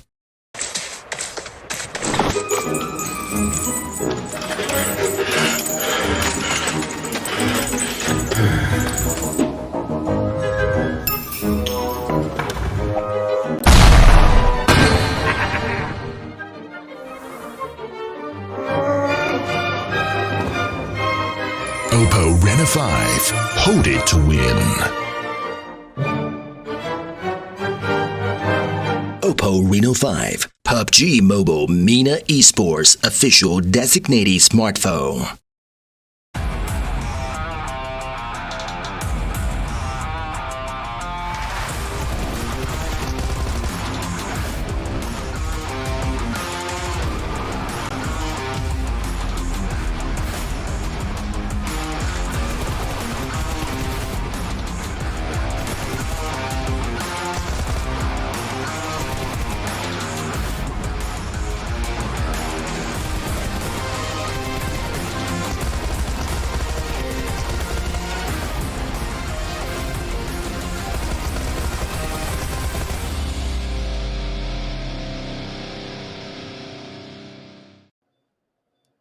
And just like that, we are back, moving into our third match. But what we just saw on Sanhok was a bit of craziness, a lot of water in there, and it was certainly tough for these teams to deal with what was going on in front of them. But it was Rilla that came out on top, and we'll give a rundown, right, DK, on how these points went out. It was not a bad game for them considering how mad it was. Like, normally on games like that, you see quite a split in how the kills and the points distributed. They still walked away with 25 points for that game, with Ultimate just behind them on 21. Yeah, definitely nothing to scoff at there. And of course, we had the players there from the Drogons and Gun finishing off on 14 points apiece. So again, a decent match there for them. It's good to have that consistency with the points coming in. And I'm quite surprised, with the Drogons just stepping up and delivering. And it's a really, really refreshing performance coming in from them. Yeah, and very important for them to get that as well. It was interesting, right? Because both Gamers Unite Nations and Affiliate Apex, they walked away with the Botations, got 14 and 8 points collectively. And for Gamers Unite Nations, they really fought not too much. They had 2 kills in it. It was 12 placement points because they were just chilling along the side of that end of the wall and saying, well, we can't get back up, but, we'll try our best to see what can happen. But what I also noticed is that actually the players there from Rilla Insider, they were the first team to do a rotation all the way down in the south, heading all the way around. Yeah. So, I mean, maybe they beat everyone to the bunch. Well, they did finish off with that winner chicken dinner. So really good play coming in. But also our overall standings are really starting to be pretty close. I mean, the first top 7 slots there's not a lot of separation. I mean, the point difference between first place and 7th place for the current time is only 10 points. Oh, wow. So that's already right. Just after the first couple of games, not too big a difference in it as well. And now we're moving on to Miramar, right? Now we see another unique map in terms of how it will play out and what differences you'll see in there. A lot more openness, a lot more long angles you can take fights and shots on. And it will probably be a bit more of the passive play like we saw early on Erangel before the madness really kicks off, depending on what we get. They also have to be careful of the terrain changes coming in, right? And maybe not wanting to find themselves stuck out, kind of being put on some hilltop somewhere. They want to try and get high ground wherever possible as well. It's very different map to map on how these teams want to play it all out. Yeah, Miramar definitely going to be quite the exciting match to watch. And what we've seen quite a few times with the teams is they are able to slow down Sanhok like we saw now. But once they go into Miramar, a map that we usually expect to be a bit more of a slow rolling map, they actually have this ability to speed it up. So I'm curious to see whether or not that's going to be the situation once we move into our third match here for the day. So definitely some high expectations. And again, we're hoping to see another team step up and just, clutch it out, take home that winner chicken dinner, because so far we've already had 2 different teams, one on each of the respective maps so far. Now, I already said, right, Miramar is my favorite map when it comes to this. DK, what is yours? Educate me. Well, definitely I use Miramar as my ranking map. I don't do Erangel, I don't do Sanhok. Miramar, I've got a whole route that I've worked out that, works for me. It works without fail. Get some good ranking points in there. So, yeah, I mean, I appreciate the Miramar map. But sometimes if you want to get down and dirty, you just jump into Sanhok and, get right to business. Yeah, if you want a fast game, right, with just pure aggression and craziness, you go for that Sanhok play for sure. I like it that you say you got a route worked out for Miramar as well. So people need to be avoiding you when it comes to the ranked matches for sure when it's on Miramar. But for these teams, right, and how they're going to play it out here, again, it's the first time we get to see adaptions, we get to see learnings that come out of it all. And I'm going to keep pressing this, is that when we go into these later days, I think the teams that will find the most success are maybe not just the ones with the best ability, but the ones are putting in their homework, doing the research, looking back at the videos, right? Coming back onto YouTube and saying, oh, okay, look, I'm going to have a look at this and see what these teams are up to. Maybe you can learn something what the other teams are doing, take it into your own games, see what mistakes you've made. Because for me, it's everything about what review you can do on your own performance and how you can make little improvements and adjustments going forward, especially if you maybe didn't get off to a good start. Yeah, I mean, it's always good to try and identify what points you could work on to improve. And VOD reviews, one of the best ways to get it done, aside from recording your own gameplay, just revising that, seeing which you could have maybe done a little bit better. But it always results in some pretty gameplay. And speaking about interesting gameplay, we're about to head into our third match. Oh, yes. It's time for us to fly in once again. We've gone away from the warm and moist Sanhok straight up into the desert that is the brilliant map of Miramar. It's very warm, it's very hot, it's very dry, and we're going to get to see a whole different style of play come out from these teams. But as always, we are born to win, and you guys are being welcomed to another exciting match brought to you by Oppo. Get your gamer mode on with the much-loved Reno 5 series that you should be using to rock it in PUBG Mobile wherever you can. I mean, that's what you got to do if you want to get the edge. One of the other things you could also do to get the edge is choose a decent position to drop in this particular match. Because, I mean, flight path, it's decent. It's a huge map. There's a lot of spaces to try and move into. So I'm curious to see what the teams are going to do. And also waiting to see what that first initial zone is going to bring. Because sometimes Miramar just has that ability to bring a little bit of an excitement alongside that first initial zone shift. Yeah, definitely, for sure, man. Because when we look at it, the shifts that can happen can be so drastic that it can change and really cause a lot of confusion for these teams when it comes down into it. Now, Drogon's already out very early on, going on down to Los Higos down there, maybe towards prison. They're going to take this island bound there to themselves. But do you know what I would love? And I didn't get this for any of PMCO last time. I was always praying for it, but I want an island finish. I know it's horrible for the teams. I know the players hate it, but I'm always down to see an island finish. Not going to get it this time either, but I've got a fair few more days of this, so I can hope. I can cross my fingers, my toes, everything else with it. But which islands, though? I mean, you're talking about the ones on the west or the one down in the southwest? Ones on the east or the southwestern ones? The east. I had that once throughout my entire commentary career, and I loved every second of it because it was absolute chaos.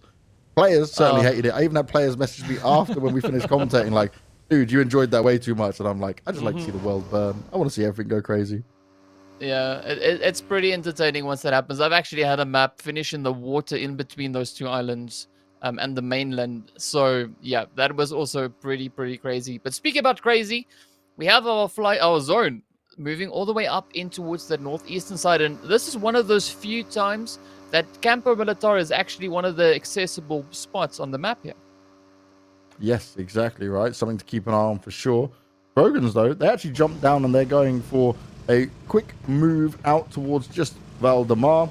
Got themselves the vehicles they want. They can take a bit longer now on their looting phase of it, but they are going to have quite the journey to take to find themselves into the circle. And for me, I think the least the safest rotation for them to go through, and obviously they would have to do it the way that they feel most comfortable, but is going up throughout the north, taking a longer side and maybe avoid a lot of these teams that are be contested down the south, because it's probably where a lot of the rotation is going to come through from the other teams. I mean, we don't often see teams actually rotating into Oasis, and we still have a partial bit of Oasis being in play, that southeastern side of it. But I mean, just the edge of the zone is absolutely jam-packed with teams taking up those positions, and we've got a fairly decent spread of teams also positioned within the zone itself. So I'm curious to see, once this blue zone starts closing in the next minute and a few seconds, just where exactly the teams are going to be looking to move into. Are we going to be seeing any risky rotations, any maybe a little bit of a brave play coming through? This is, again, going to be an exciting match. It definitely will be. And obviously we touched on it already, where we're sat with Blackjack Esports just ahead with 30 points, but the Drogans there on second currently after just the 2 matches. Remember, getting as many points as you can as possible is going to be key here, but it's so close, even within the top set of teams here. Just 6, well, I'd say just 7 all the way up to first, 20 to 30 points. One good game can see you jump right up early on and take that lead. And it's quite often you see this, right, in the early day, where like 1 or 2 teams will run away, but everything else is more split out. It's quite nice already to see such a spread, but such a leap for some of these teams in terms of the amount of points they've gained just across 2 matches, which is just going to show to the overall strength of the lobby and the strength of the teams within the region. 32 teams, right, going head to head, and it's certainly not going to be easy. It's certainly going to be a big task, because only 1 team goes off to the championship. I mean, and it's a really healthy competition. I'm just looking at the performance of the team so far. We've got 2 teams sitting on 15 kills apiece, that being Blackjack as well as Influence Rage. So again, some of the returning teams coming in, showing us what they've got. And I think as we progress through the groups, seeing all the teams that have played in Season 1 joining us back again in Season 2, showing, you know, how they've improved, how they've evolved, and how they've been able to adapt their gameplay. It's definitely going to be a very, very exciting group stage that we have. And I mean, I'm just so curious to see what Miramar is going to deliver, as the team's still looking for that position. I mean, the jungle's still fresh in my mind, you know, just hanging around there. But I mean, in the desert, anything can still go. It certainly can. Now, at least for now, we're not seeing too much of these rotations. We're still early on in this. We're just watching everyone loot up and get themselves ready as best as possible. Already seeing what gear can be grabbed and where you might be able to take a good vantage point, but it's also going to be looking to scout further ahead early on. For the teams within the circle, not too much of a problem, but for some of these teams down in the south, maybe a quicker direction into the circle may be an option for them, just so they don't get caught off guard or run into too much trouble early on here. Yeah, it is going to be a bit of work, as you pointed out there, for the Dragons to bring in that long rotation. They are quite far away from that zone, but fortunately on Miramar, the first and second phase, it is somewhat forgiving. It's not doing too much damage, but they definitely need to try and prioritize those rotations, try and cover as much ground as they can, as early as they can, because that zone can easily catch up with you. And we've seen it a few times where players underestimate just how brutal the blue zone can really be.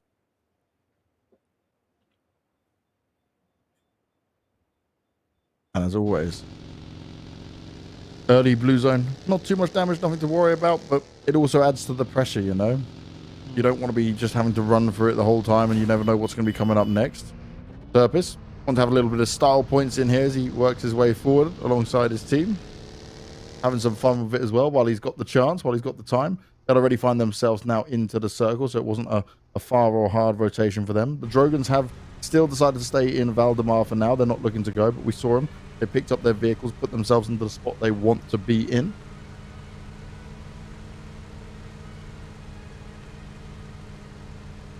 This is not a bad rotation actually coming in from the players here from Race Clan. I mean, they're hugging the edge of this cliff line, as we can see just up ahead of them. We do have the players there from MZ positioned there, so I'm curious to see how that's going to pan out. And then, of course, the players here from Team Somalia also looking to make a bit of a stand. They are quite exposed in this position. They do have gun over on towards that eastern side, holding into La Bendita, but again, nothing too crazy just yet. There's quite a bit of distance still separating these teams. And I mean, I even still quite a few times forget just how much space there actually is here. If you look at the map, it looks like the teams are like right on top of each other. And then you jump in only to see that they're about probably 5 days apart. So I'm curious to see once we get closer and closer to those later few phases, just whether or not we're going to have teams looking to get a little bit aggressive. Because, I mean, Miramar, you can get away with so much of that. You can move in, you know, get a little bit of that a ninja approach on any of the opposing teams, and still potentially even escape from that, utilizing the ridge lines. Yeah, give yourself that extra bit of cover, you know. Make sure you're protected wherever possible. Now, you mentioned about Raze and the position they had before. They're just slowly moving, still scouting around. They're not looking to go too far They went around the sides. They obviously went undetected within that. Kept themselves covered, but now they also have to keep their eyes peeled, especially when they don't know what they're going to be coming up against and what could be around them. Remember, being the first time playing Miramar, they're learning about the lobby, seeing where the other teams go. Yeah. And again, I mean, positioning is absolutely essential now as we come to the end of our first phase. That second phase pops all the way over on towards a slight southeastern position. Still very centralized in the zone here. So I'm curious to see, though, if you're going to have any teams looking to make any advancements. Gun, beautifully set up. They can sit quite comfortably on the high ground. Meanwhile, we do have the plays here from Ultima getting into a little bit of an exchange as Race Clan now starts picking off the shots. Unfortunately, not the most ideal engagement, but it's still far from over as they can now look to apply a little bit of pressure. And we do have Espada trying to push over to Steth to get that race going. But now, Tamo still coming in with the grenades, looking to apply a little bit of pressure. And this is actually a good play for Race Clan, having that one player on the off angle. Yeah, this is nice for him. Keep him pinned in. Try and stop the revive going down if possible. Espada's like being cautious of it. He wants to get the revive while, but also doesn't want to be pushed at the same time.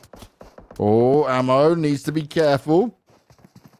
Steph may find himself, obviously we saw it knocked, and then Aiden's able to provide some extra fire from Ultima from around the side. So even though he was away and he was trying to sideswipe them a little bit, it actually becomes problematic for him now because they're so split away. They don't want to take that run across. You'd have to put a hell of a lot of smokes down, right? So how they deal with this is going to be very interesting. Because now you're in a 4v3 with your player knocked that you can't quite reach you. They're throwing some smokes down. But how many have they got that they really want to spend them all so early on and try and get that push across? I like this. Aiden running around the side, wants to see if he can spot out ammo from anywhere. And this could be Raze's undoing. Steph back on his feet. Takes down Perk as well straight away. And Raze, they're split. They're hurting. They've lost a player already. And I won't have any idea how they're going to try and deal with this. Yeah, this is going to be quite important for Raze to try and attempt a stand. I mean, Ultima, they're pushing in. They've been trying to build up that momentum, and so far it's been working out exceptionally well for them. We do see them positioned up in that 5th place, and if they are now able to close this one off, they could look to improve those points even more so. And some beautiful grenades getting sent up, but A-Man quickly venturing out, gets picked up by Espada without even missing a single breath there. And now it's down to break. It is now do or die time. And Race Clan looking pretty tough. They could be the first team getting sent back into the lobby. They really could be because, well, Break has lost his teammates around him. And potentially he's about to be broken by the remaining players of Ultima who could push him at any point. They're on the hunt for him. Break. Oh, no. Oh, no. Oh, he's not checking it. Aiden. Oh, that was close. That was way too close for comfort. He didn't quite check it. He just went in almost to loot and have a look around. And then, oh, here you are. Does get him taken down. Raze will find themselves out with 0 points. They got the knock onto Steph, couldn't get anything else done. And that'll find them not having a successful Miramar to start off with here, despite the engagement initially starting to go their way. So that is just how... Oh, he tried to push in. The flames hit him. He's like, oh, nope, let's run back. And now they're 2 players knocked, actually. Affiliate Apex with 2 players knocked. They need to be careful. EXS could quite easily push out to them on this. They just... depends on the information they have and where these players sit. Yeah, I mean, information is absolutely key here. And I mean, Affiliate Apex, they're trailing behind with about 8 points behind the players here from Excuse the Up. But now, oh, this is where EXS are going to be looking to apply that pressure. Quite a bit of damage being done to the side of Affiliate Apex. Those grenades getting cooked up, getting sent on through. Sicko now just trying to hold up, but a beautiful grenade finds its way in. Kage, as we saw also, he lit himself on fire with that molly, and now it's all up to Blessin to try and bring it home, to bring it in. But EXS just so relentless, continuing rather to send up those grenades. Out comes a little bit of a rush here from Zelgot, finds the knockdown. He goes, a beautiful play, and now Stoney, the lone ranger, trying to put a little bit of distance between him and this absolute slaughter. And that's exactly what it was. An absolute slaughter. Exusia came through, right? And not only did they hold their compound, but they were hitting the shots. Looked at the timings they were poking out at. They knew when it was time to actually push out as a full unit and try and deal the rest of the damage. Stoney is going to escape, but flipping the buggy. A few style points for it. Not exactly ideal when you're potentially being chased, but he will still get away with no problems at all. And for Exusia now, they sit there and say, okay, we got away with that. And they must be feeling hugely confident. You notice every time they went to take the shot through the windows, like they were lasering. Straight up lasering. Really strong performance.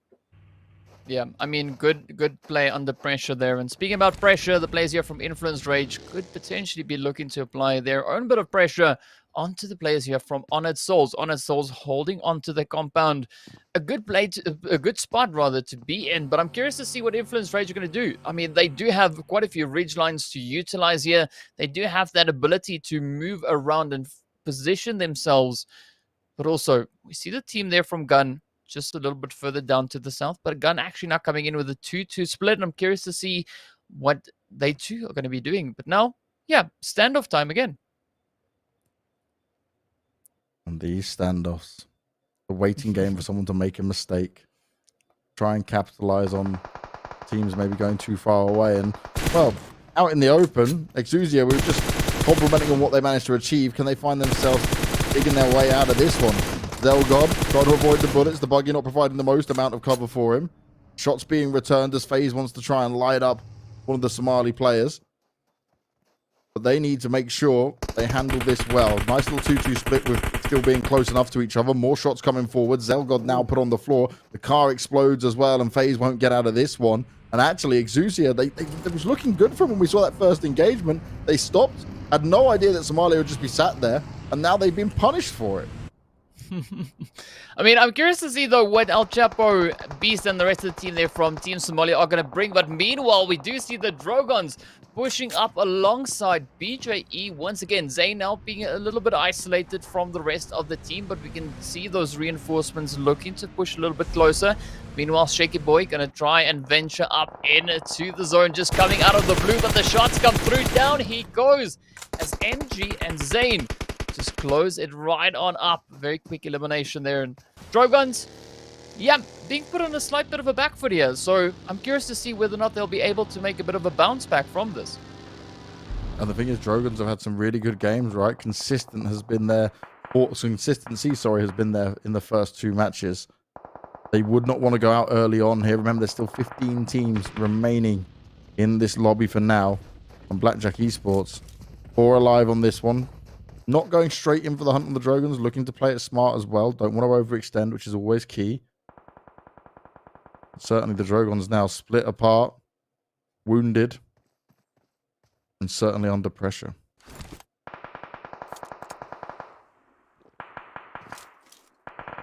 Oh, man, here we go. Players there from 21st Century also now just finding their way up in towards zone, coming in from the western edge. Ghost here just keeping a very watchful eye. So again, a very calculated play coming in from the Drogons. Meanwhile, 21st Century, they're just going to try come in swinging, sending the spray over on towards the players there from Team Somalia. But now, this is going to be an interesting zone because we got so many teams now starting to push in. I mean, we still have 15 teams remaining, 54 players alive, and there's not a lot of space left. Yes, it is Miramar. It is a little bit bigger, but still, I mean, there's really not that much to work with. And for these next few phases, this is where that positional play is going to be absolutely essential for the success of a team. And we can see the players there from Team Somalia coming under fire in the kill feed as 21st Century is just lighting them up. But Gun now also getting ready to move into those engagements. Meanwhile, the players here from the Mazex's team just holding on, keeping a watchful eye. Unique up ahead of them, but they do have a little bit of pressure coming in from Ultima on the side. This is the problem now, right? Pressure from all sides. Very open in terms of how this would all work out. Don't want to overextend onto one fight just because you see them, because you could be shot at from another direction here. And that's why you're going to see these players keep checking around, not fully focus on an engagement until they can be really confident with it all. And it is happening all across the map right now. We're at phase 4, soon to be going into phase 5. It's not too far away. Still, though, 14 teams, 49 players in it.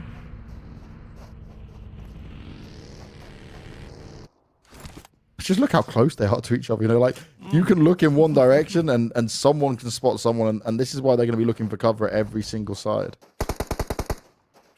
Yeah, and I mean, the pressure is just mounting. The closer and closer we get into these later phases, with the sheer number of players we still have remaining, it is going to be an absolute hornet's nest once we get to that point. But now, this is an interesting spot here for MZR. I mean, they caught in between the players there from Team Somalia, positioned over to the south. To the north, they got the team there from 21st Century, but also 21st Century are down in that compound. And I mean, now the zone's going to shift. Curious to see what they're going to try and do. And all three of these teams here, they need to now reposition. So I think the first team to budge could potentially be the first team to be punished. Yeah, that's it, right? First one to make a mistake. The other teams will try and capitalize on it. The third parties could be coming through strong as ever. Somalia, though, for now on Miramar, they've shown us they can fight, and they're looking to do some more damage here as well. Playing smart, sitting behind the rock. There's a lot of players, though, with the high ground advantage over them.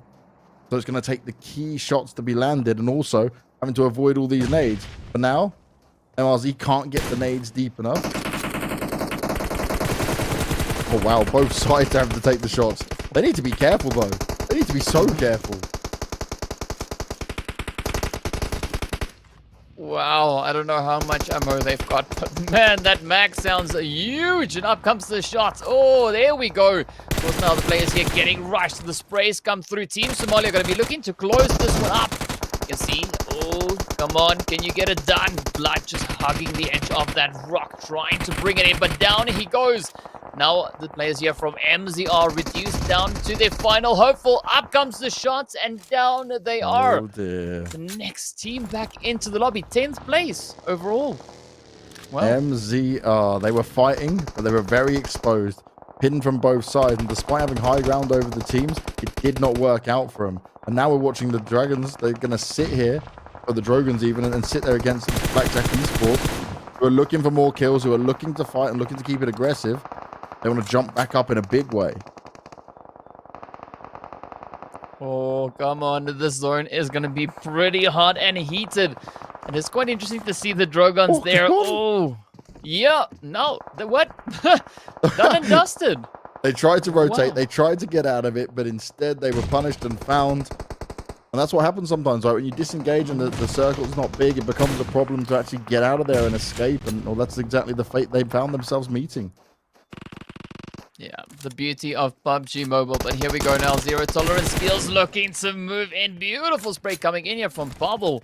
Ultima really bringing in an absolutely phenomenal performance so far. Now Skydo, the last remaining hopeful for zero tolerance, going to try and squeeze himself in. But we do still see Inspector there from Influence Rage, just holding out in the blue zone.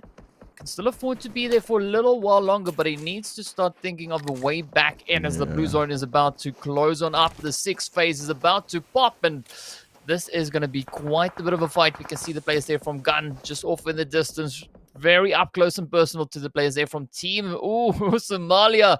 But with that, Influence Rage gets eliminated. The zone moves back up into the north. Gun already having quite a few hits sent their way, still being able to hold on to all their players. And that's huge, especially right now when everyone else is dwindling on numbers. It's how long you can keep that up for. Somalia as well, right? They've had a couple of bad games. It's not been looking good for them. They had 1 point across 2 games. Right now, this is obviously looking to be the best game by far for them. But they've actually shown some real competence in the fights they've been taking. It's been smart decision making. They may have lost 2 players so far, but up at 6 kills with a top 10 position, at least for now, is good. And as more teams drop around them, that's Ultima going down. Somalia looking to really have a strong Miramar game. It definitely looks like they found their rhythm, you know, maybe just trying to get that in the first 2 initial games. But first 2 initial games coming into this third one. A really decent play there, as you've pointed out. But now, Gun also really stepping it up. So far, sitting on 7 kills. Still have 3 players remaining. Looking to see whether or not they're going to look to get a little bit aggressive as they move on through, but this is going to be quite the challenge, as we can see the zone starting to converge. Blue zone finding its way on in. 7 teams remaining, 17 players still alive.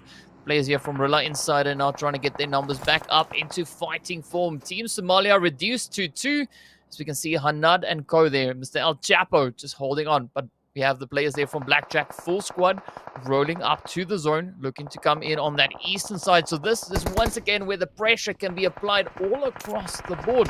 But who's going to be the team to do that? That is the big question. Ooh.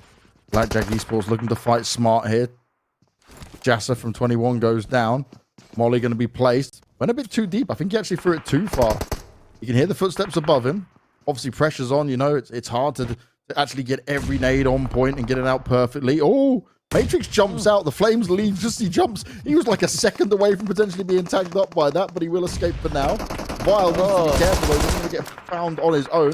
Matrix will find himself getting knocked down. Rillis eliminated our previous winners as well. And Blackjack Esports, well, they're saying, we're coming back into this. We were not happy with Sanhok, but Miramar, we're going to make it our own. And they're still in a good position to do it here, but they don't want to take too many fights at one time. There's 4 teams remaining. There's a lot of pressure being applied to them. Vile's having to avoid all the utility coming out towards him. He's slightly more separated from the rest of his team, but he is in a good spot at least to stay hidden. And what are these other teams going to try and do? Somalia is still up on it with 2.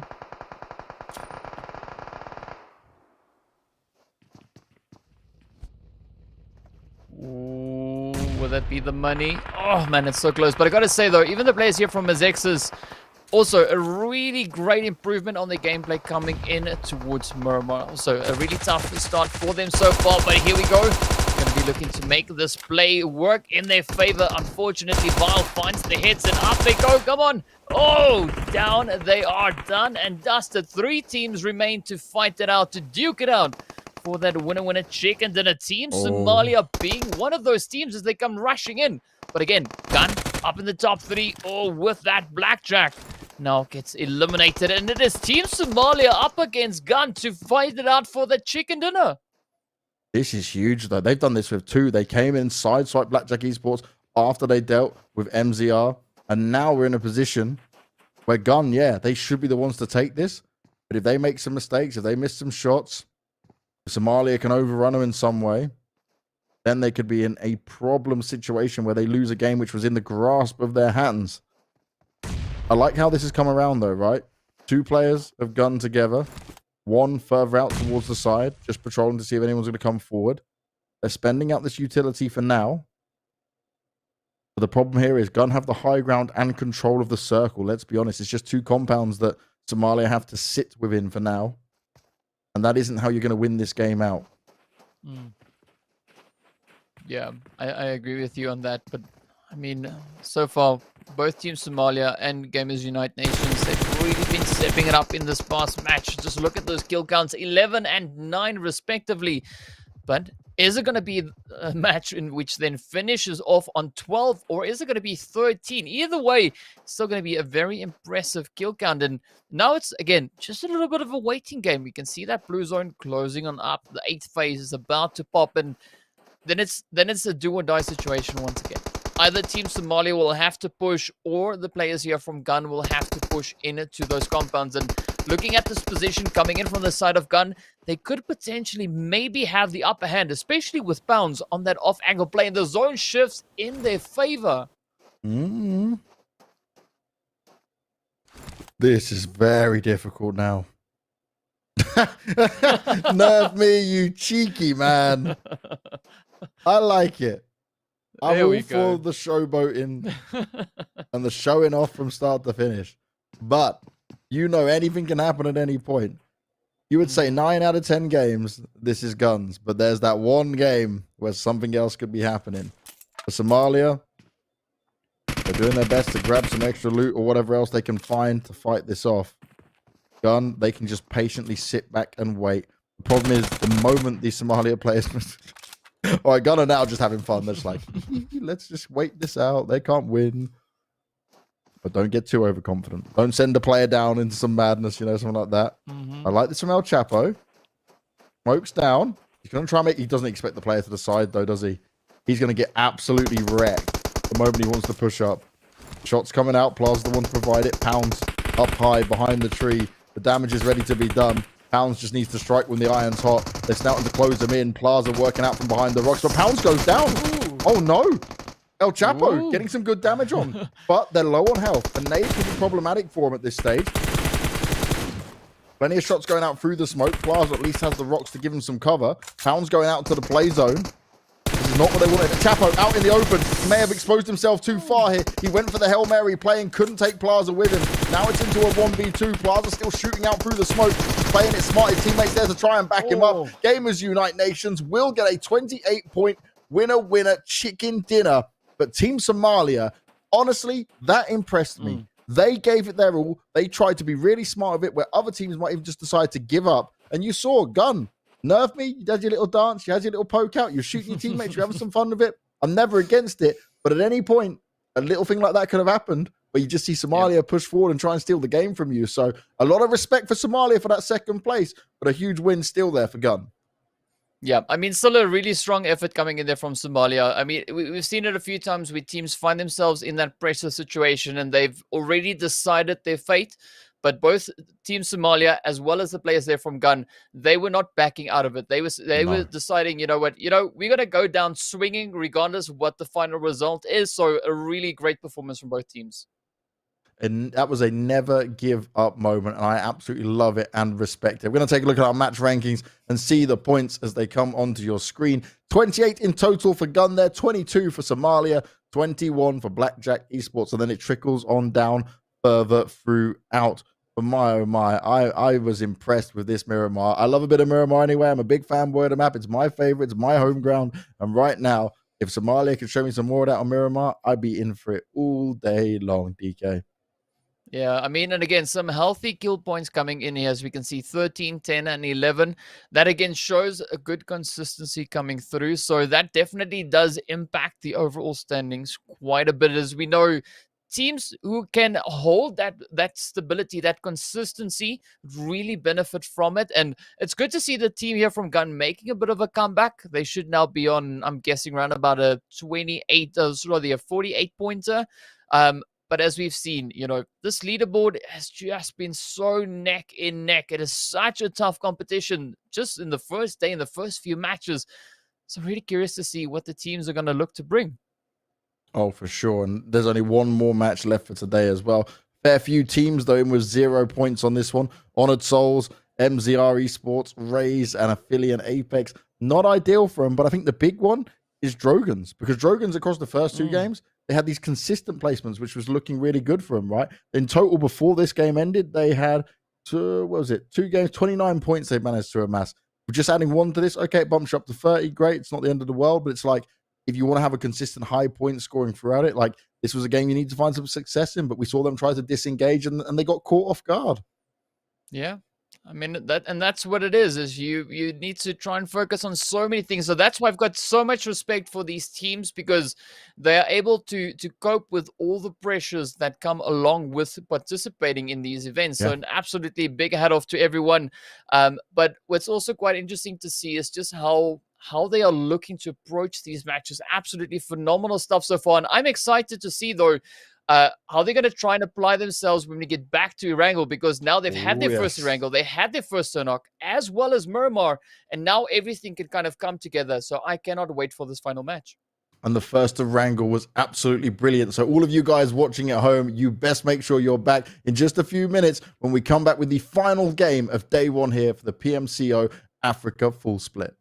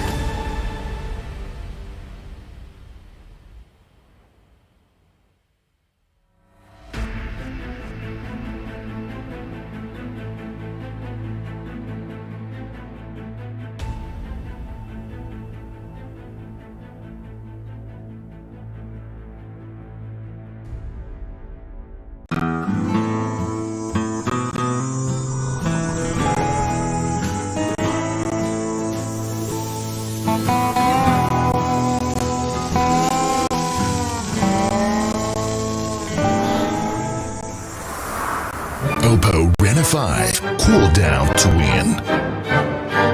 Oppo Reno 5, PUBG Mobile MENA Esports official designated smartphone.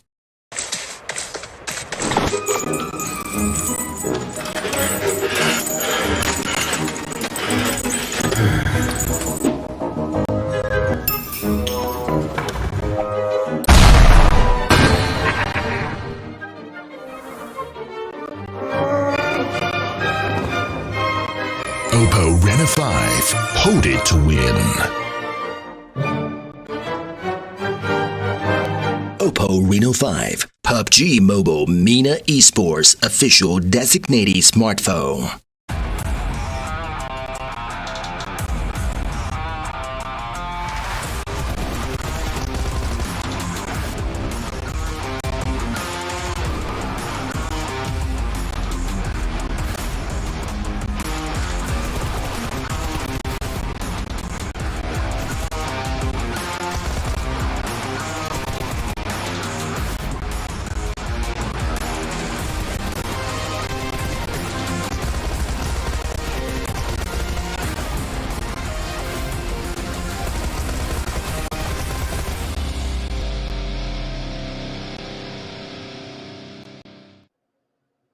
We are back for one last time. 4 matches has been going out throughout today, and this is the last one. We're going back to Erangel, and we're ready to see what these teams can do and what they might have been able to learn from the first match going into this final one, because they've already played Erangel in the opening game. But I also want to remind you guys at home of something really cool that we've just found out as well. Is Nimo TV. NIMO TV, go and check them out, is the official media partner of PUBG Mobile Pro League in 2021. So make sure you go and check them out and show them some love, as we will continue to show you guys some love and some commentary across these games. As DK, Erangel this time, it was really explosive last time, but it was a little bit slow. You expect a bit of a change coming through? Definitely. I mean, I'm pretty sure the teams are now warmed up and ready to roll and, ready to apply what they've learned in the previous first matches. And it's going to be something to watch because, looking back at our first match, we did see the players there from Blackjack finishing off strong over in that first spot with 15 kills, and Influence Rage coming into second with 13.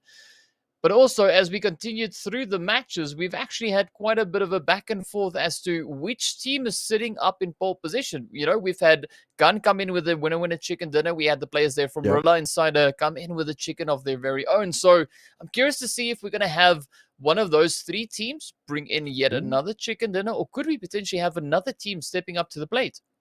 That would be huge, right? If you can be on day one walking away with 2 chicken dinners, that'll help you skyrocket up there. Will make you have very high confidence going into the rest of the days, and you'll end your whole day feeling very good going into the rest of the competition. That's what these guys would certainly be wanting to see. But there's certainly some other potential teams that can put up a big fight. And I'm just going to come back to what we saw from Team Somalia there at the end on Miramar.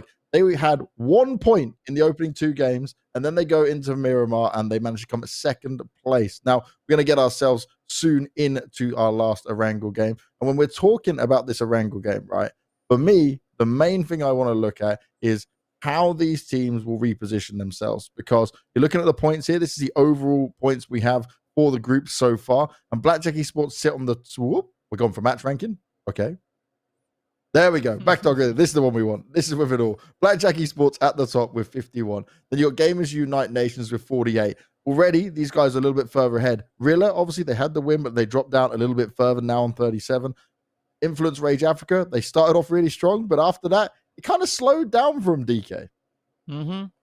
Yeah, it definitely did. But what I'm curious to see, though, is who could be the team to bounce back? Because even the players there from Ultima, they've also been bringing in a pretty strong performance. Drogons, as well as Team Somalia. I think those are definitely teams to watch, as they've shown a great bit of potential in our first 3 games. And I'm curious to see what's going to happen in this next one. And just looking at what we've got on the screen here, I mean, Gun sitting in that second position, they are actually leading the pack with the most consistent placement points, sitting on 33 in total.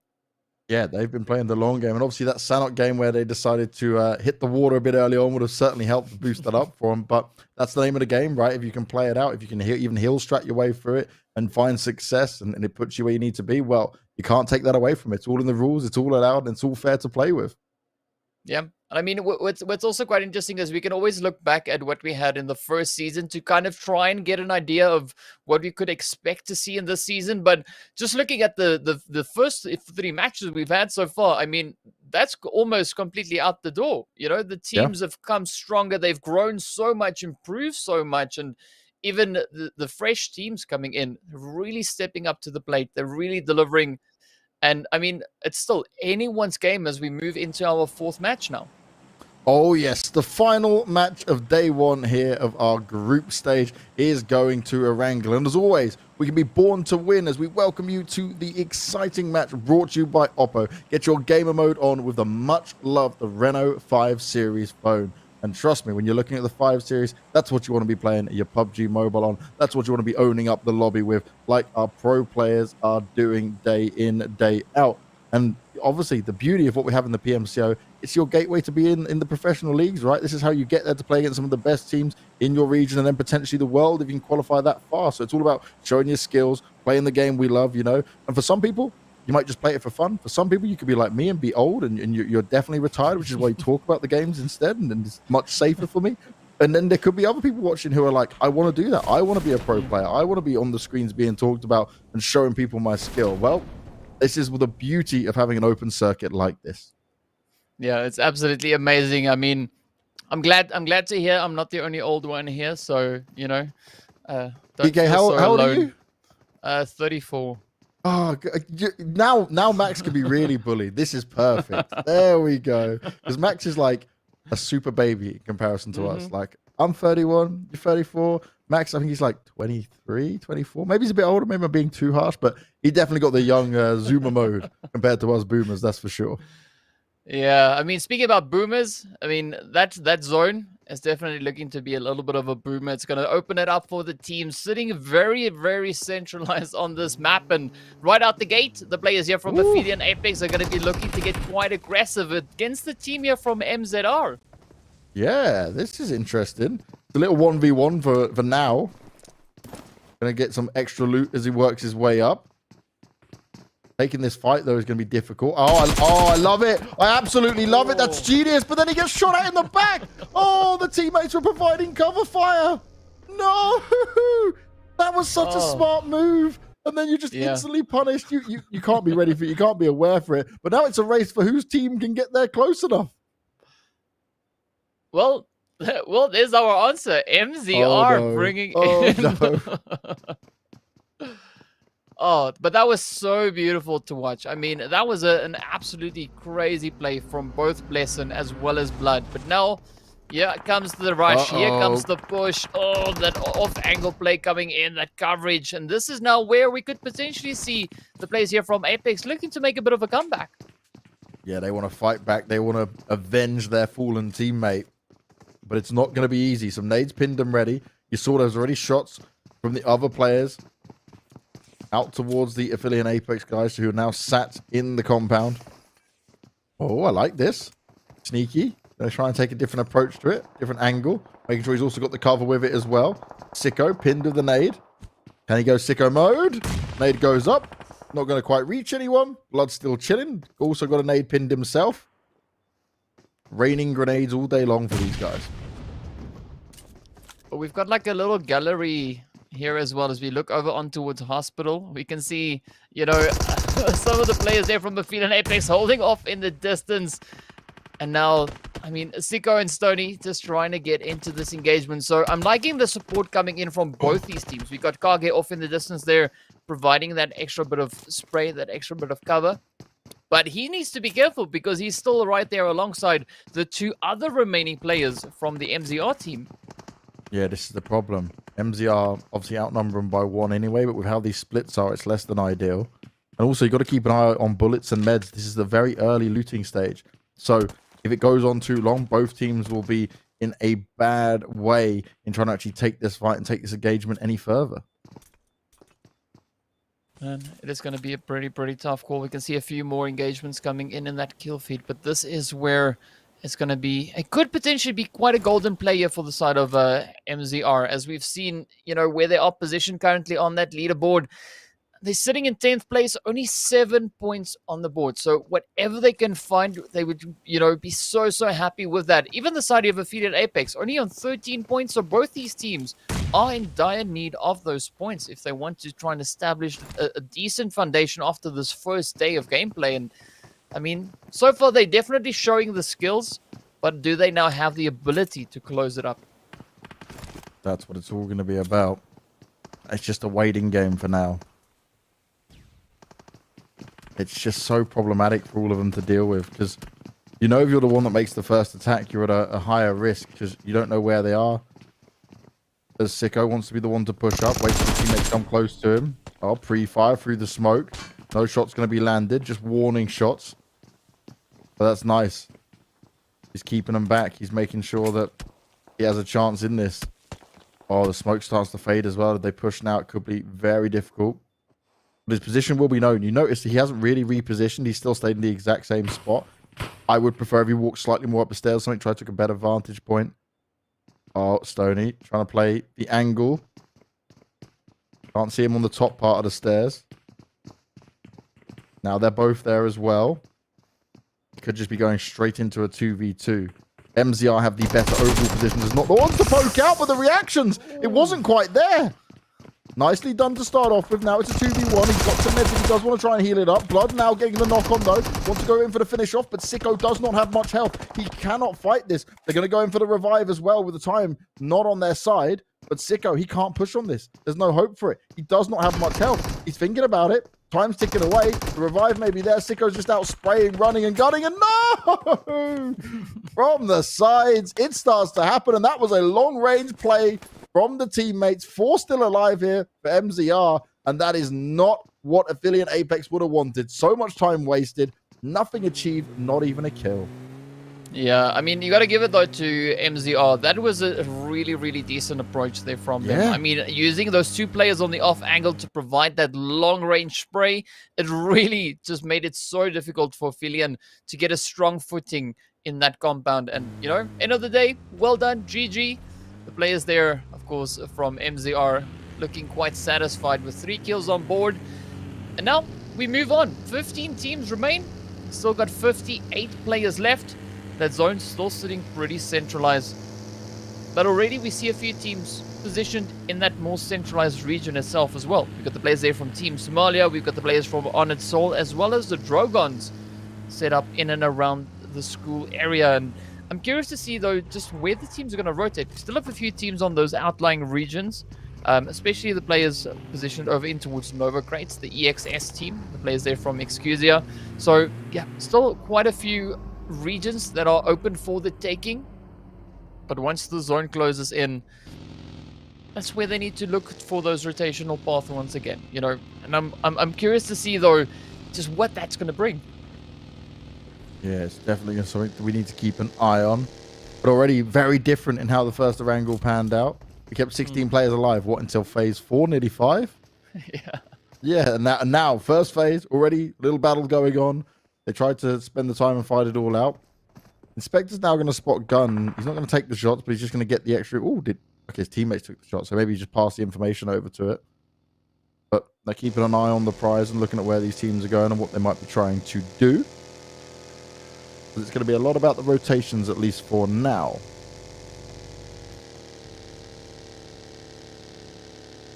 And there's still quite a lot of space to take up. I mean, even over here in towards Ferry Pier, the players from Mexix, they can comfortably move in. Mezexus, sorry. I'm struggling to read today.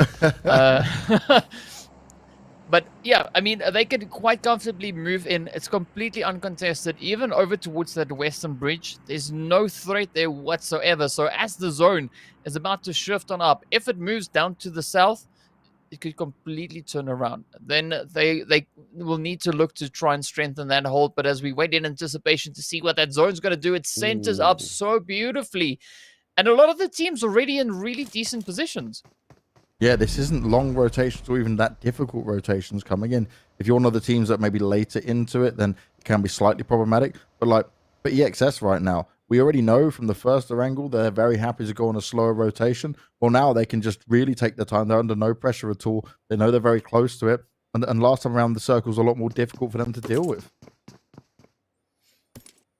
Well, yeah, positioning is always crucial and essential. And I mean, oh, just looking at these rotational paths, I'm expecting this phase to bring quite a bit of chaos alongside it. The north is getting quite heavily congested as we've got the players there from Zero Tolerance, 21st Century. We've got Influence Rage, we've got Blackjack, we've got the Drogons, we've got Honored Souls. So many potential points of contention that could come from this gun. Also now approaching that zone. The players here from Guerrilla Insider all the way over on towards that far western side, just hovering in and around the edge of the zone. Influence Rage also making their way on through, but heading a little bit further up on towards the north. So again, there's so much potential to come in from here. I'm curious to see where the teams are going to decide to start these fights. Yeah, who's going to be the first one to pop it off? That's going to be the main thing. Exusia now just starting their rotation across the bridge. No one to contest it. No one even close. No one by Milton. No one by Farm. So they have so much room to work with. And they can stay down towards this south kind of eastern side. Potentially meet Gun depending on the rotation from there. As we're going to see some shots exchanged by Influence Rage Africa and the Blackjack Esports team. And Blackjack Esports, right? They're living the dream right now. This so far the opening matches for them has been so solid. Yeah, really strong performances coming in. And now, I mean, Influence Rage, also one of those teams really in the running for a strong finish in the group stage overall. As we did see them doing quite an exceptional job in Season 1. But will they be able to bring it back once again? Oh, the shots trying to find their way on through Vindex. Just taunting Vile ever so slightly there. But again, players from Influence Rage holding on to those ridge lines. Vindex just tempting fate here with his Car 98. And I mean, we've seen that Car 98. It is absolutely brutal if used in the right hands. And maybe Vindex is one of those. He's been putting in some pretty decent shots. He really has. And that's what it's going to be key about. I think some of those shots, especially long distance shots where you can keep him at bay, keep him away, is going to be vital. And the Drogons are looking down to some of the Team Somalia players. Unsure if they are actually aware of the position just there. Obviously, we saw MZR earlier. They'd found their early success, found 3 kills, and got themselves a whole team eliminated from it. Actually, how does that work? It said they had 3 points. And did they not get all the kills out of that one? I just saw the point thing on the side and was like, they have 3, but they should have 4. Yeah. I don't know. Maybe someone just went up in smoke. They just, spontaneously combusted or something happened, Stick the landing, bomb. Game over. Central, very fair circle for our final Erangel game. The Drogons just go, oh, this is perfect. We forever will have this little potato hill. Yeah, but what I like about this very passive zone closure that we have is it really allows the teams to go out to get aggressive and bring in that play, because now it's not being delivered to them. If they want it, they need to go get it. They need to work for that. And, that is kind of what makes this so exciting to watch. Definitely is. A Unique need to be careful from here. Like, I'm not against what Exist is trying to do here, but I also want him to be aware that, like, anyone can come over that hill. He'll be out in the open, It's very hard to get down from there if you're under fire and they land some nice shots. So just be cautious. There are teams around. There are teams that will look at you.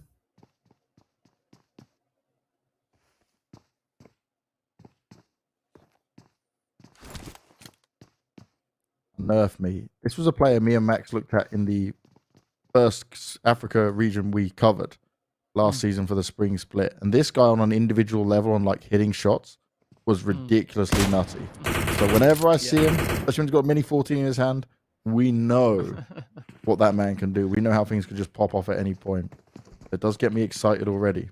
And I'm waiting for that. I'm waiting for one of these, like, we've had, like, some really nice parts of the game so far. We've not seen, like, one player individually pop up on a massive level just yet. I can't wait for it to go down.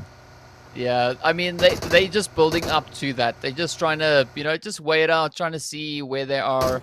And I agree with you. I mean, nerf me.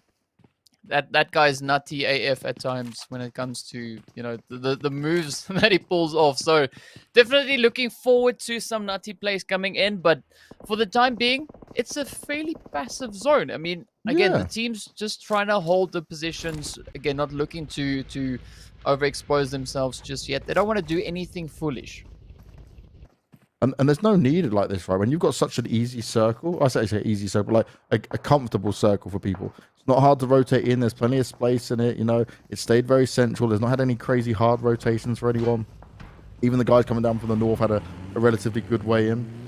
You look at Gun, who have now come in just up towards the north of Farm, and they find themselves pretty good.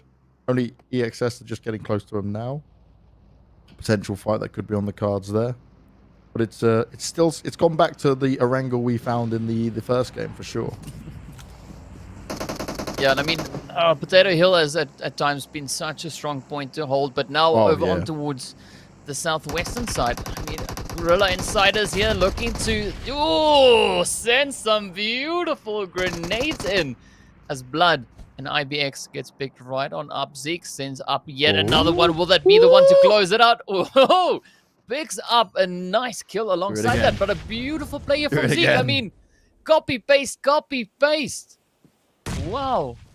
Oh, Clutch, he's got to be really worried, and eventually will go down. He just can't escape. There's too many going forward.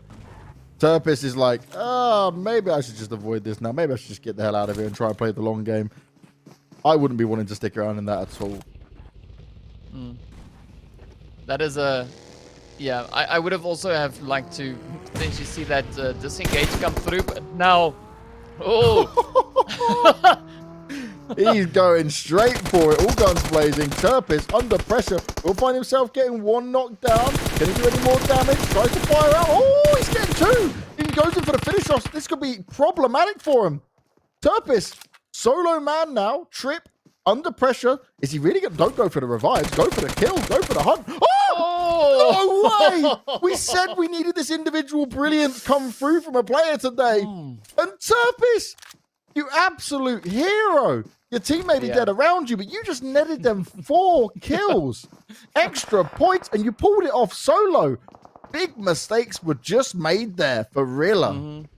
Yeah, I mean, Turpis did that on purpose. It was beautifully executed, and I mean, even a little bit of a celebratory air punching coming in at the end there, all very, very well deserved. But now, yes, we can see the zone is still looking pretty hot. Blackjack now feeling the pressure as they are going toe-to-toe with Influence Rage.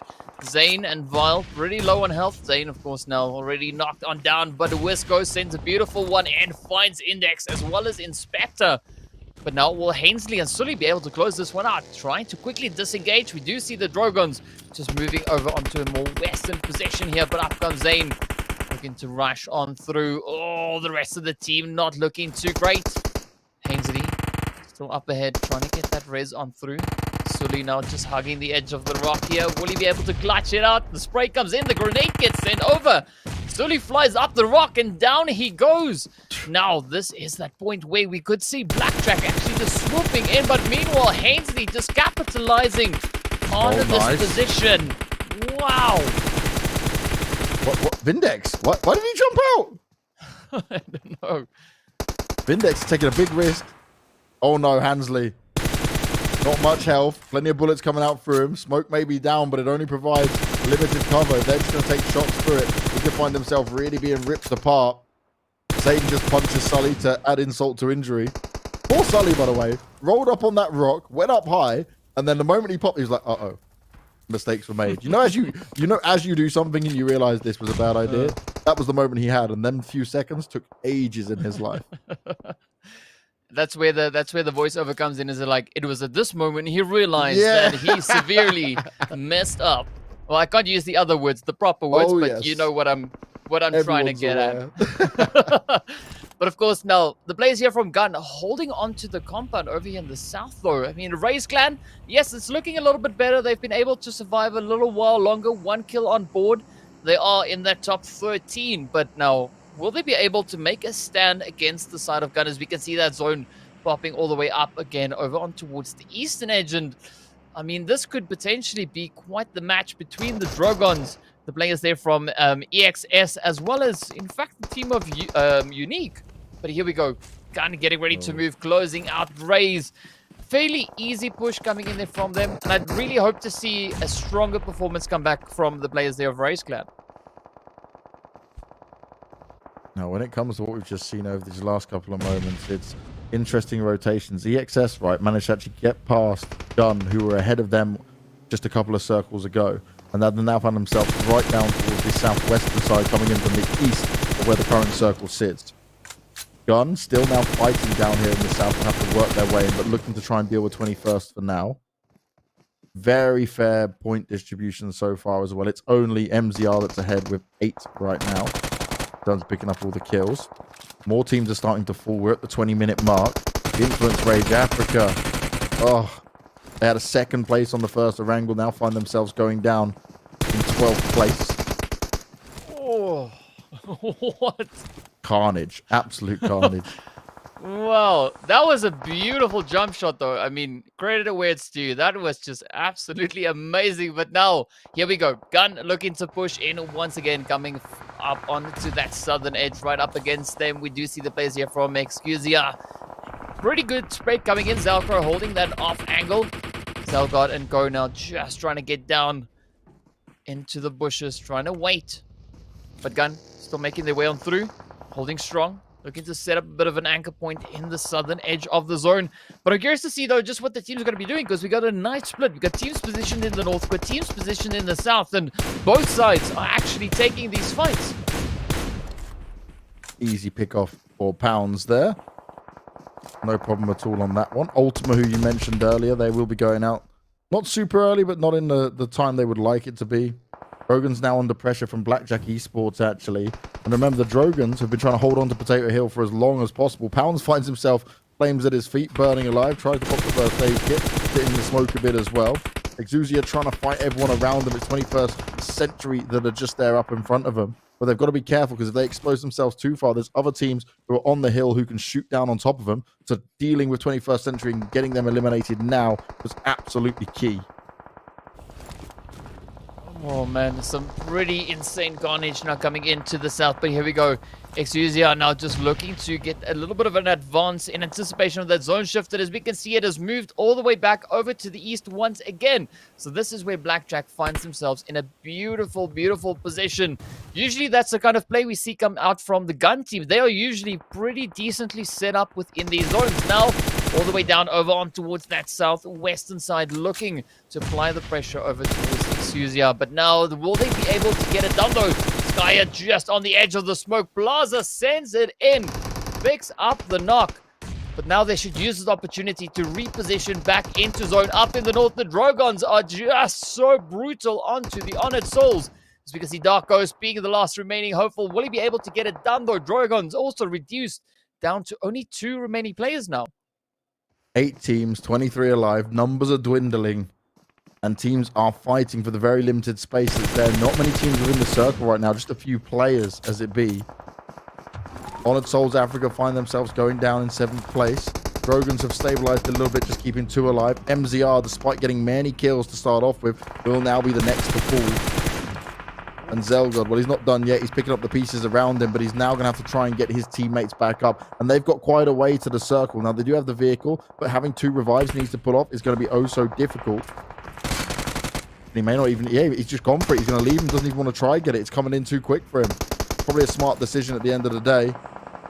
Look how many shots are coming out. He's just running through the smoke, hoping that he might be able to stay a bit longer. Somalia under pressure. Nicely done by Hawks and them, but he's instantly finished off afterwards. And Somalia will at least keep 2 alive. 1, the beast, is knocked down and on the floor in front of him. Exusia have gone down, as we just saw. Gunner still in a good position with 4 up. The Drogons are coming down the hill, but they're limited on numbers, only 2 alive. And Blackjack Esports, I believe they've got 3 up there towards the northeast. And they'll be able to walk on down and fire onto many of the teams. But it's Gun, who may not have the most kills right now. They're still up and still in a good spot. Yeah, they can still cause quite a bit of harm from that position. As we can see now, quite a bit of fire coming their way as the players here from Blackjack looking to suppress that potential threat coming in from Gun. And now, I mean, this is one of the best moments to try and do that, as we can still see the zone is about to close in. And before that zone shifts, they need to try and bring in that play. JR there from the Drogons also just holding on for dear life. But up comes the grenades from Plaza. Going to be looking to close it up. It's going to be close. Ooh. Will it find the spot? Oh, finds a little bit of damage, but a nice molly in response coming through there from JR. Still that back and forth coming in between Blackjack and Gun. Plaza goes from one target, tries to finish off JR, it doesn't work, goes on to a next, while Pounds is now taking on the Somalians. Look how far that nade was. That was deep. Yeah, that was brutally... Wow! Plaza's hitting shots, man. He's ready to fight. He's got the rock for cover. He's got the confidence as well. He's still aware of JR's position as well. Revive's going to come on through, but damage has been done. Gun still with 4 players. Everyone else dwindling on numbers. And Trogan's JR just doesn't want to move, doesn't want to make any noise, and hopes no one's going to fire some more nades at him. Team Somalia down at the very bottom. More nades going out towards them. I mean, this is looking pretty crazy, though. I mean, Gun just slowly but surely trying to push their way back up in it towards that zone. Up comes that quick rotation. Everyone now moving up collectively. Oh my, and wild. Oh, come on. It's so close. Plaza again with the aggression, though. I mean, the players here from Blackjack reduced essentially down to only Vile. Cooking up the grenade, trying to send it over on towards Plaza. Will it be the one? Will he find that opening? But he needs to be so careful because Kingerman and Hanad are also moving in. Oh! Timing. Blackjack Esports, they go down in 4th. Gun still with 3 players. Plaza hiding behind the rock, but he's on the floor. JR, he now finally gets some revenge. He had all the nades and stuff fired out towards him, but instantly his teammates get the revenge in it. And now, once again, a top 2 placement here for Team Somalia. This is huge. These guys, doesn't matter what numbers they have, they're still willing to fight, and they're willing to fight smart, and they could potentially take this win away. This is much more doable here. I mean, absolutely insane plays coming in from the players of Team Somalia. I mean, this is just so crazy. Looking at it, it looks like the odds were stacked against them. But now as they make it into this final zone, it is down to Pounds to try and hold on. But here comes the spray. Team Somalia steps up and claims the winner chicken dinner. It was looking like Gun was going to give you what you wanted, DK. And not just get 2 chicken dinners in a day, but back-to-back chicken dinners.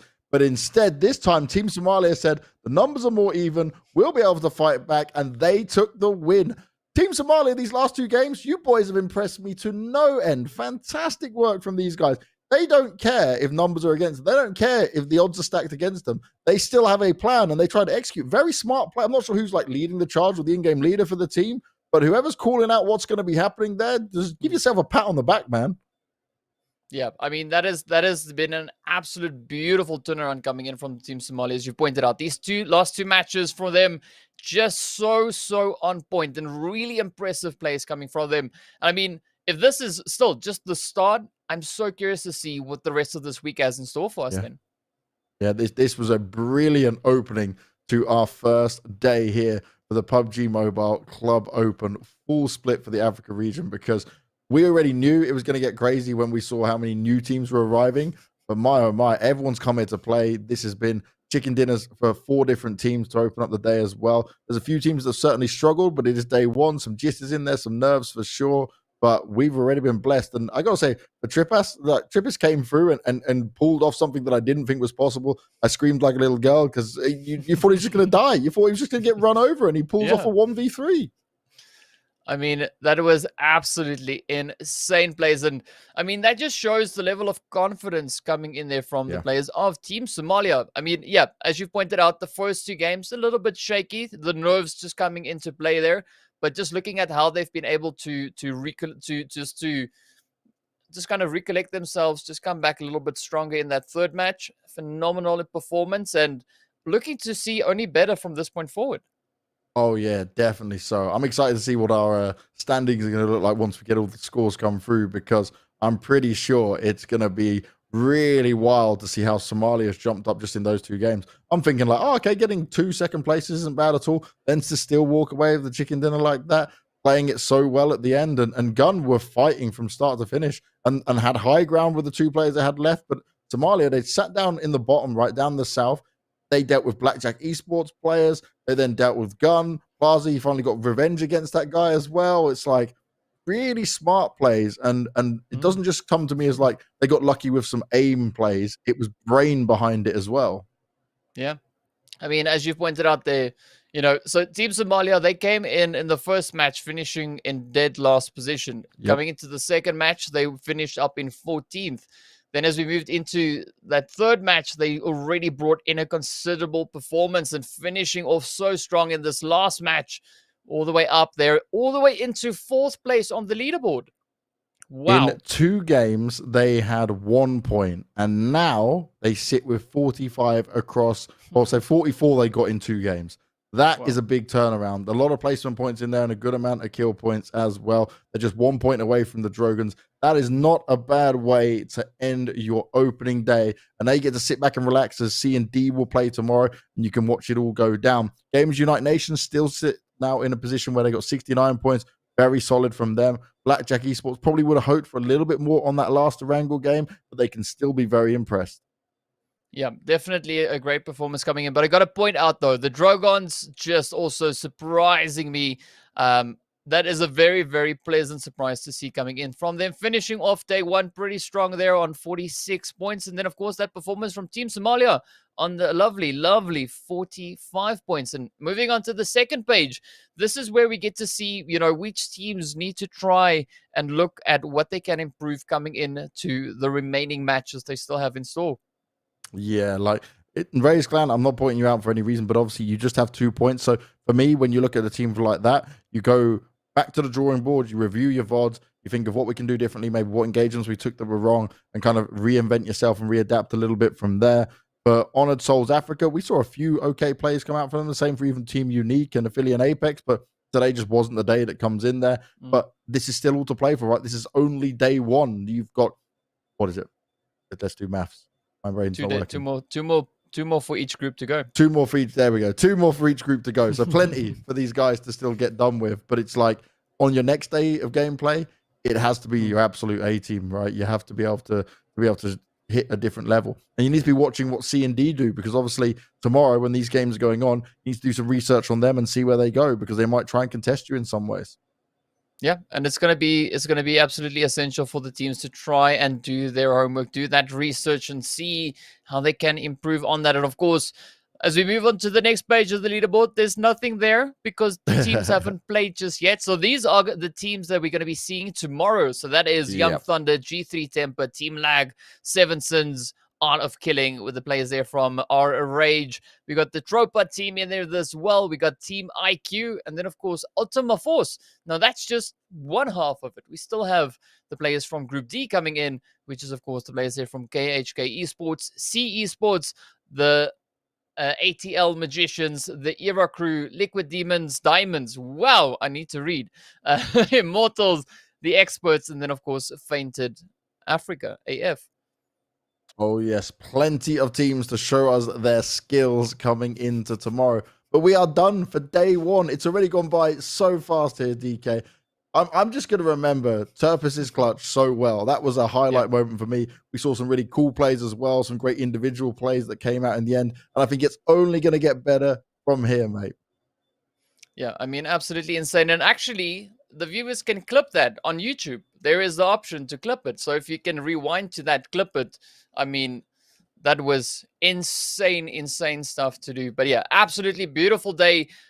Phenomenal showing coming in from Group A and Group B, and really looking forward to seeing what Group C and Group D will bring to the table tomorrow. Well, just to remind everyone at home as well, if you want to be born to win, we have been luckily to have the PMCO Africa full split is being brought to you by Oppo, so you can get your gamer mode on with the much loved Renault 5 series. But we are be closing this show here and now. Thank you very much for watching. Make sure you're back tomorrow the same time to catch C and D and see how many points these guys can get. You never know. They might be able to jump up even above all the teams we saw play today, or maybe it'll even out more. Maybe it's more competitive in the sense that they'll share the points a bit more. We'll have to wait and see how it all goes down. Thank you very much for watching, and we'll see you tomorrow.